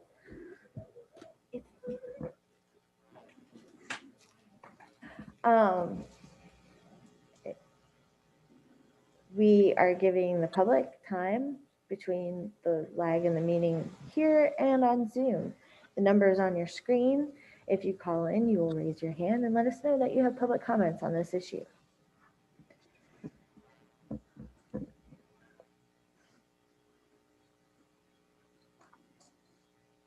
And I'm going to get them to put a big sticker on the bottom of these processes to remind me to have public comment at this point. So I only have a pen. So we will go to a roll call vote. Board Member Conrad? Aye. Board Member Johnson? Board Member Urchad? Aye. Board Member Woodcock? Aye. Aye. The motion passes 5-0. If the city attorney will read the next ordinance into the record, please. Thank you, Madam Chair. Ordinance number 2020-34, which is CPA 20-03, an ordinance of the City of Newberry, Florida, amending ordinance number 4-91 as amended relating to an amendment to the future land use plan map of the City of Newberry comprehensive plan of 10 or less acres of land under the small scale development amendment procedures established under the small scale amendment provisions of section 163.3187 Florida statutes as amended, providing for a change in future land use classification from Alachua County rural/agriculture less than or equal to 1 dwelling unit per 5 acres to City of Newberry agriculture less than or equal to 1 dwelling unit per 5 acres on certain lands within the corporate limits of the City of Newberry, Florida. Parcel number is 02568-007-000, consisting of approximately 2.98 contiguous acres, providing severability, repealing all ordinances in conflict, and providing an effective date. Do any board members have any ex parte communication regarding this annexation? Hearing none, we can now continue with the staff overview and presentation. Hey, let me share my screen. Okay, so we've got this application that's coming before you now is the property that's located in the next slide. That shows you this property that's located, the 2.98 acres. This is this location here.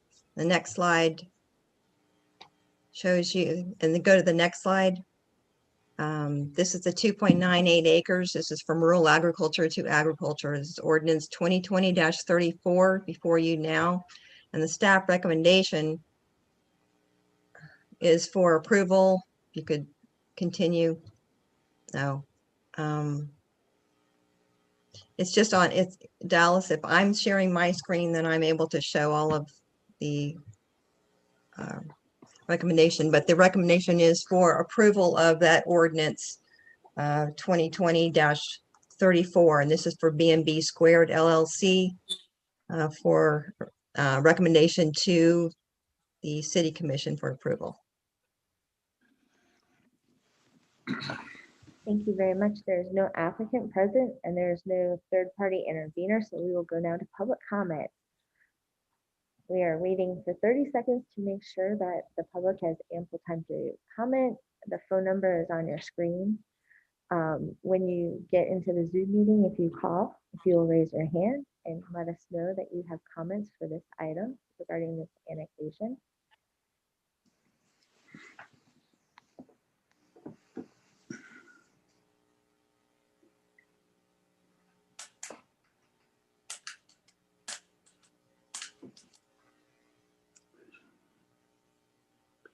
And do we have any callers for public input? There are none. I assume there's no staff cross-examination on this issue. Do the board members have any questions regarding this issue?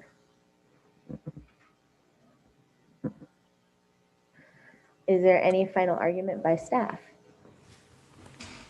No, Madam Chair. If the city attorney will provide us with the applicable law and factual findings.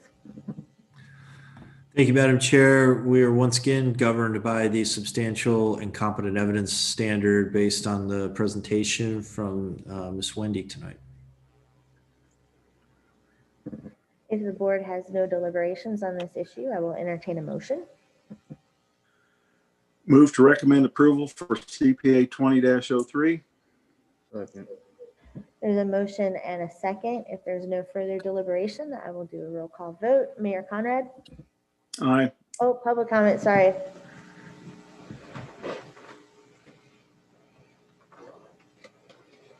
We are going to public comment. If you have a comment on this annexation, you may call the number on your screen and raise your hand when you get into the meeting.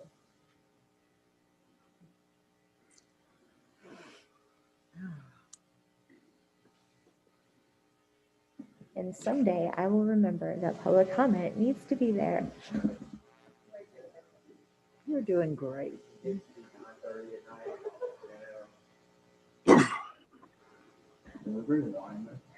No. Any, okay. We had public comment. Now I will go to a roll call vote. Mayor Conrad. Aye. Board Member Johnson. Aye. Member Urched. Aye. Board Member Woodcock. Aye. Aye. The motion passes 5-0. Now the city attorney will read the next ordinance into the record. Thank you, Madam Chair. This is ordinance number 2020-36, CPA 20-03, an ordinance of the city of Newberry, Florida, amending ordinance number 4-91 as amended relating to an amendment to the future land use plan map of the city of Newberry comprehensive plan of 10 or less acres of land under the small scale development amendment procedures established under the small scale amendment provisions of section 163.3187 Florida statutes as amended, providing for a change in land use classification from Alachua County rural/agriculture less than or equal to 1 dwelling unit per 5 acres to City of Newberry agriculture less than or equal to 1 dwelling unit per 5 acres on certain lands within the corporate limits of the City of Newberry, Florida, parcel number 02519-003-000, consisting of approximately 7.5 contiguous acres, providing severability, repealing all ordinances in conflict, and providing an effective date.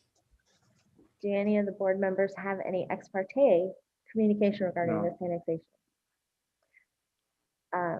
So we can proceed with the staff overview and presentation.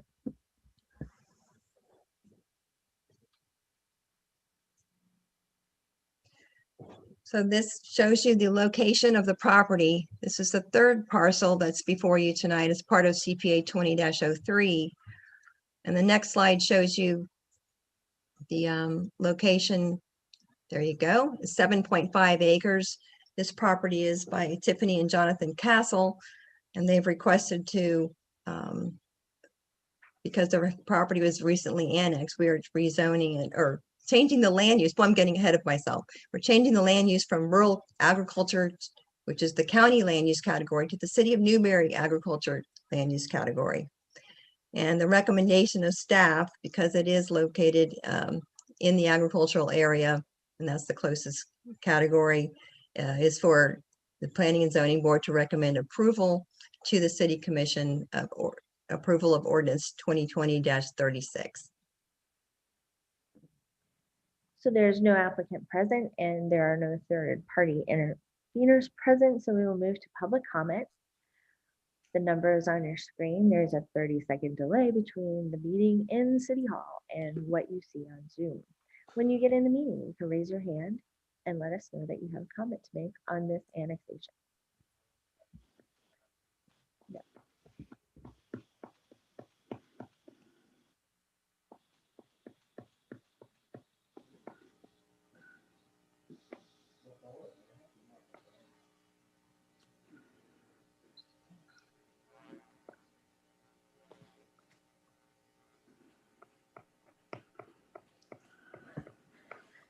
There are no callers for public comment.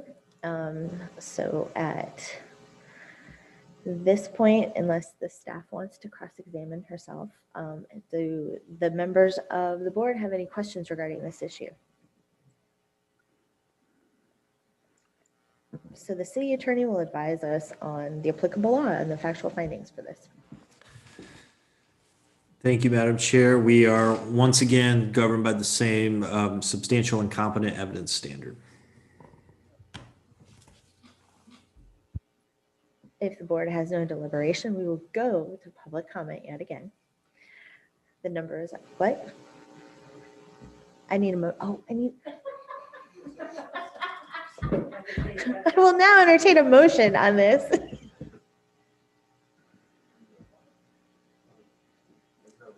Move to approve staff recommendation. Second. There is a motion and a second. If there is no deliberation, now we will move to public comment. The number is on your screen. You can call us. There's a 30-second lag time between the meeting in City Hall and the Zoom meeting. Once you get in the meeting, if you'll raise your hand, you will let us know that you want to comment on this annexation item.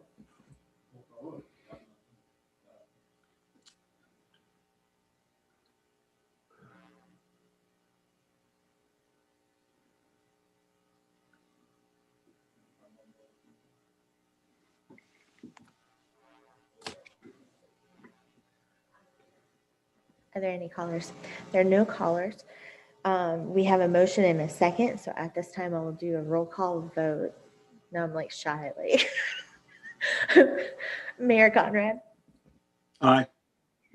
Board Member Johnson. Aye. Board Member Urchad. Aye. Board. And aye. So the motion passes 5-0. We will now move on to the quasi judicial public hearings for the next 3 land issues.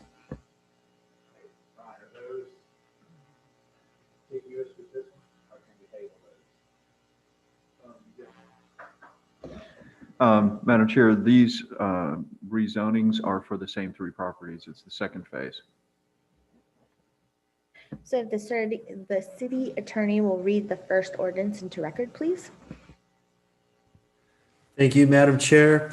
Ordinance number 2020-33, which is LDR 20-09, an ordinance of the City of Newberry, Florida, relating to the amendment of the official zoning atlas for the rezoning of less than 5% of the total land area of the city, pursuant to an application by the City of Newberry, amending the official zoning atlas of the City of Newberry land development regulations, providing for rezoning from Alachua County Agriculture A zoning district to City of Newberry Agricultural A zoning district on certain lands within the corporate limits of the City of Newberry, Florida, which have been annexed thereto, tax parcel 01816-001-000, consisting of approximately 9.64 contiguous acres, providing severability, repealing all ordinances in conflict, and providing an effective date.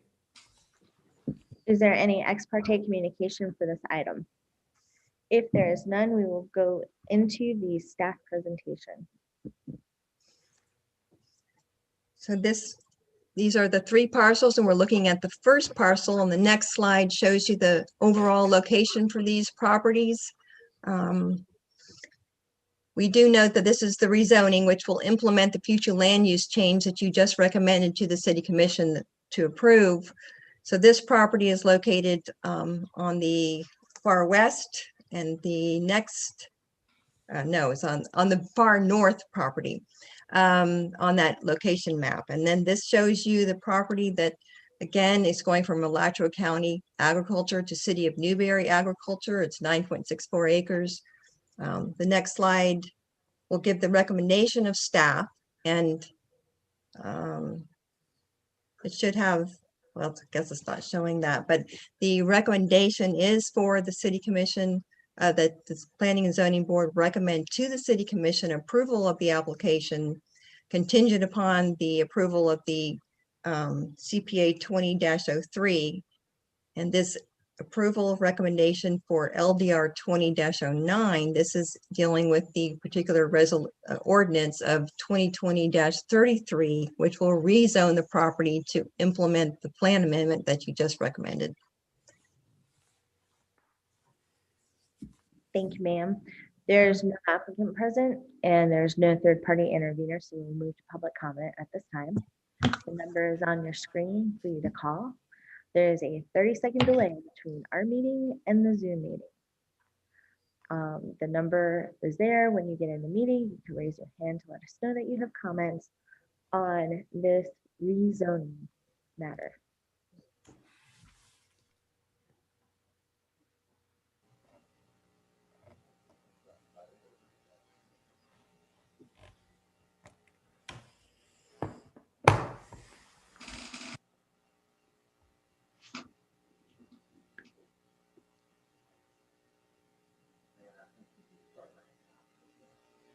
Yeah.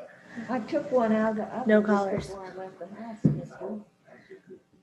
So there's no public comment. There's no interveners. If the staff does not want to cross-examine themselves, do the board members have questions for the staff? City attorney will advise us on the applicable law. Thank you, Madam Chair. We are once again governed by the substantial and competent evidence years standard. At this time, I will entertain a motion.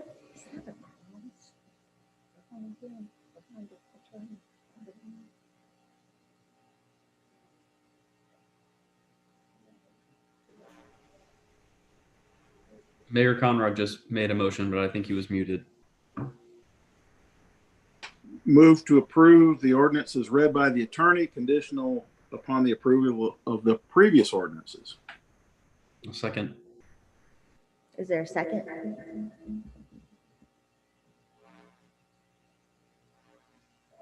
Second. There's a motion and a second. We'll return to public comment. Please use the number on your screen if you want to call and have comments on this rezoning application. If you raise your hand, you will let us know that you have a comment for this issue. And there's a 30-second lag between the people in City Hall and what you see on Zoom. And we're being promised pound cake. On the record, Linda. How did we get to this motion? Was there any public comment? If there's no deliberation, we have a motion and a second, and we'll go to a recall vote. Sorry, choking. It's been a long night. Mayor Conrad? Aye. Board Member Johnson? Aye.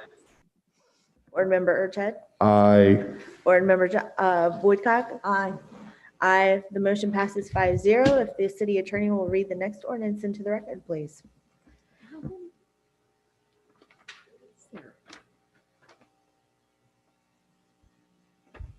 Thank you, Madam Chair. Ordinance number 2020-35 LDR 20-09, an ordinance of the City of Newberry, Florida, relating to the amendment of the official zoning atlas for the rezoning of or the rezoning of less than 5% of the total land area of the city pursuant to an application by the City of Newberry, amending the official zoning atlas of the City of Newberry land development regulations, providing for rezoning from Alachua County Agriculture A zoning district to City of Newberry Agricultural A zoning district on certain lands within the corporate limits of the City of Newberry, Florida, which have been annexed thereto, tax parcel 02568-007-000, consisting of approximately 2.98 contiguous acres, providing severability, repealing all ordinances in conflict, and providing an effective date.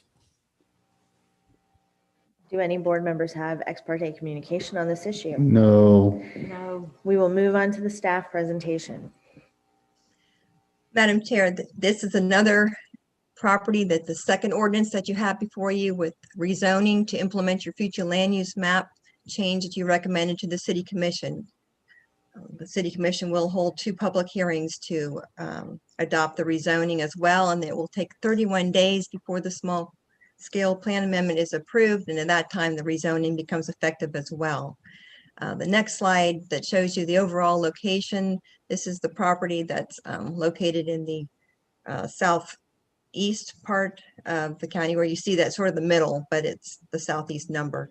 So the next slide shows you the parcel, 2.98 acres. This is request to go from Alachua County Agriculture zoning category and to City of Newberry Agricultural Zoning District. The recommendation of staff is for you to recommend to the City Commission approval of application LDR 20-09 through ordinance 2020-35. There's no applicant present and no third-party interveners present, so we will move to public comment. We will put the number up on the screen for you to call. Once you call the number, if you will raise your hand to let us know that you have a comment on this issue. There is a 30-second lag time between our meeting in the City Hall and what you see on Zoom, so we are giving the public time to call in.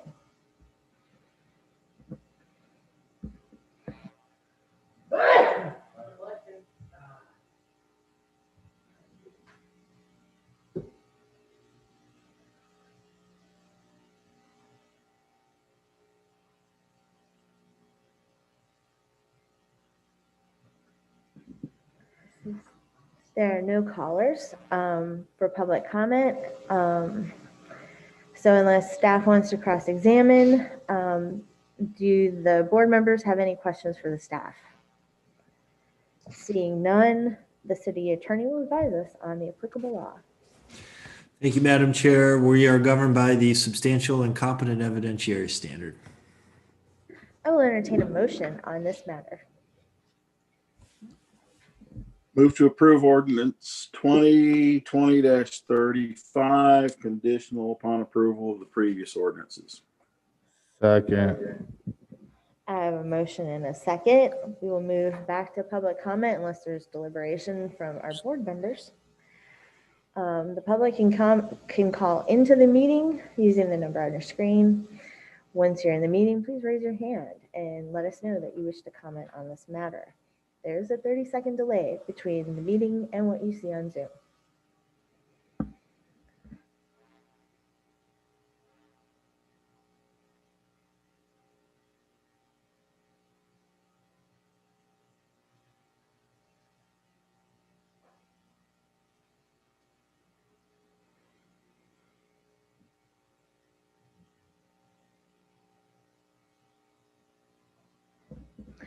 There is no public comment. We have a motion and a second, so I will do a roll call vote. Mayor Conrad. Aye. Board Member Johnson. Aye. Board Member Urchet. Yay. Board Member Woodcock. Aye. Aye. The motion passes 5-0. If the city attorney will read the last ordinance into the record for us, please. Thank you, Madam Chair. Ordinance number 2020-37, LDR 20-09, an ordinance of the City of Newberry, Florida relating to the amendment of the official zoning atlas for the rezoning of less than 5% of the total land area of the city pursuant to an application by the City of Newberry, amending the official zoning atlas of the City of Newberry, land development regulations, providing for rezoning from Alachua County Agriculture A zoning district to City of Newberry Agricultural A zoning district on certain lands within the corporate limits of the City of Newberry, Florida, which have been annexed thereto, tax parcel 02519-003-000, consisting of approximately 7.5 contiguous acres, providing severability, repealing all ordinances in conflict, and providing an effective date. Do any of the board members have any ex parte communication regarding this issue? No. If the staff will provide us their presentation at this time. Yes, Madam Chair. Again, this is the rezoning application that's to implement the future land use map change that you've previously heard. This is for the Planning and Zoning Board public hearing to make the recommendation to the City Commission. The next slide shows you the parcel. It's over in the western part of the city, and this consists of 7.5 acres for the castles. The next slide shows you the property. The request is from Alachua County Agriculture to City of Newberry Agricultural, and it's in the agricultural area. You can see over just to the east of 298th Street on just a little bit north of Southwest 30th Avenue. The recommendation of staff is for the Planning and Zoning Board to recommend approval of LDR 20-09. In particular, this case would be ordinance 2020-37, contingent upon the approval of CPA 20-03. Thank you very much. There's no applicant present and there are no third-party interveners present, so we'll move to public comment. The number is on your screen. If you're watching, you may call in. If you have public comment to give, just raise your hand when you get into the meeting to let us know that you have a comment on this issue. There's a 30-second lag between our live meeting and what you're seeing on Zoom, so we are giving time for Zoom participants to call in. Madam Chair, while we are in our 30-second delay, I have a confession to make. While I stepped out, I ate a cheese stick out of the staff refrigerator. Oh, no. I did not have dinner tonight, and I'm feeling bad about that. So I wanted to confess, and I will be glad to replace it tomorrow. No kidding. How many are out there? Come on, Dallas. How many? There's no public comment on this issue. And no public comment on the cheese sticks either. Does the board have any questions for staff on this issue? Seeing none, if the city attorney will advise us on the applicable law. Thank you, Madam Chair. We're governed by the substantial and competent evidence standard. I will entertain a motion for this matter at this time. Madam Chair, recommend approval of ordinance 2020-37 contingent on approval of CPA 20-03. Second. I have a motion and a second. If there's no deliberation from the board, we'll move to public comment and make Dallas put the screen on the screen one more time. Yeah. The number is on your screen. You can dial in. If you have a public comment on this issue, when you get into the meeting, raise your hand to let us know that you have a comment. There is a 30-second delay between us and Zoom, so we are keeping that in mind. Who's this? Ooh.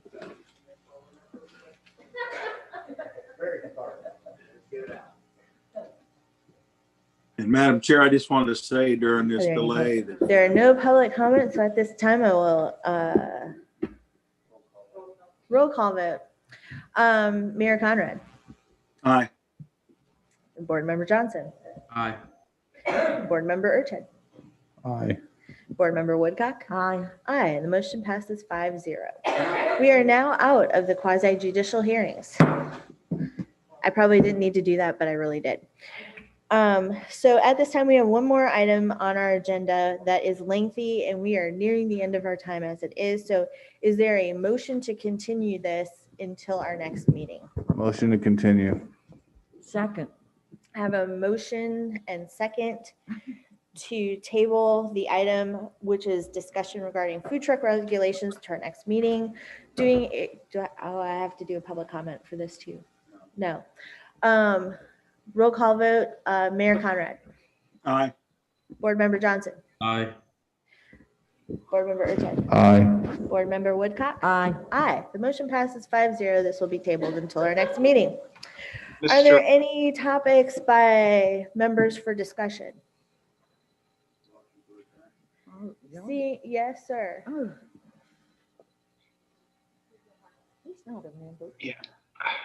I just wanted to mention, Madam Chair, that there's a possibility in the month of January that we'll be requesting a second meeting during the month. There's been an opportunity that's possibly being presented to the city of Newberry, and it would necessitate having a second meeting. And so I just wanted to put the board members on notice that we may be asking for that at the first meeting in January. Merry Christmas. Here's a second meeting for you. Happy New Year. You're not getting a pound cake. Not on my diet, but thank you.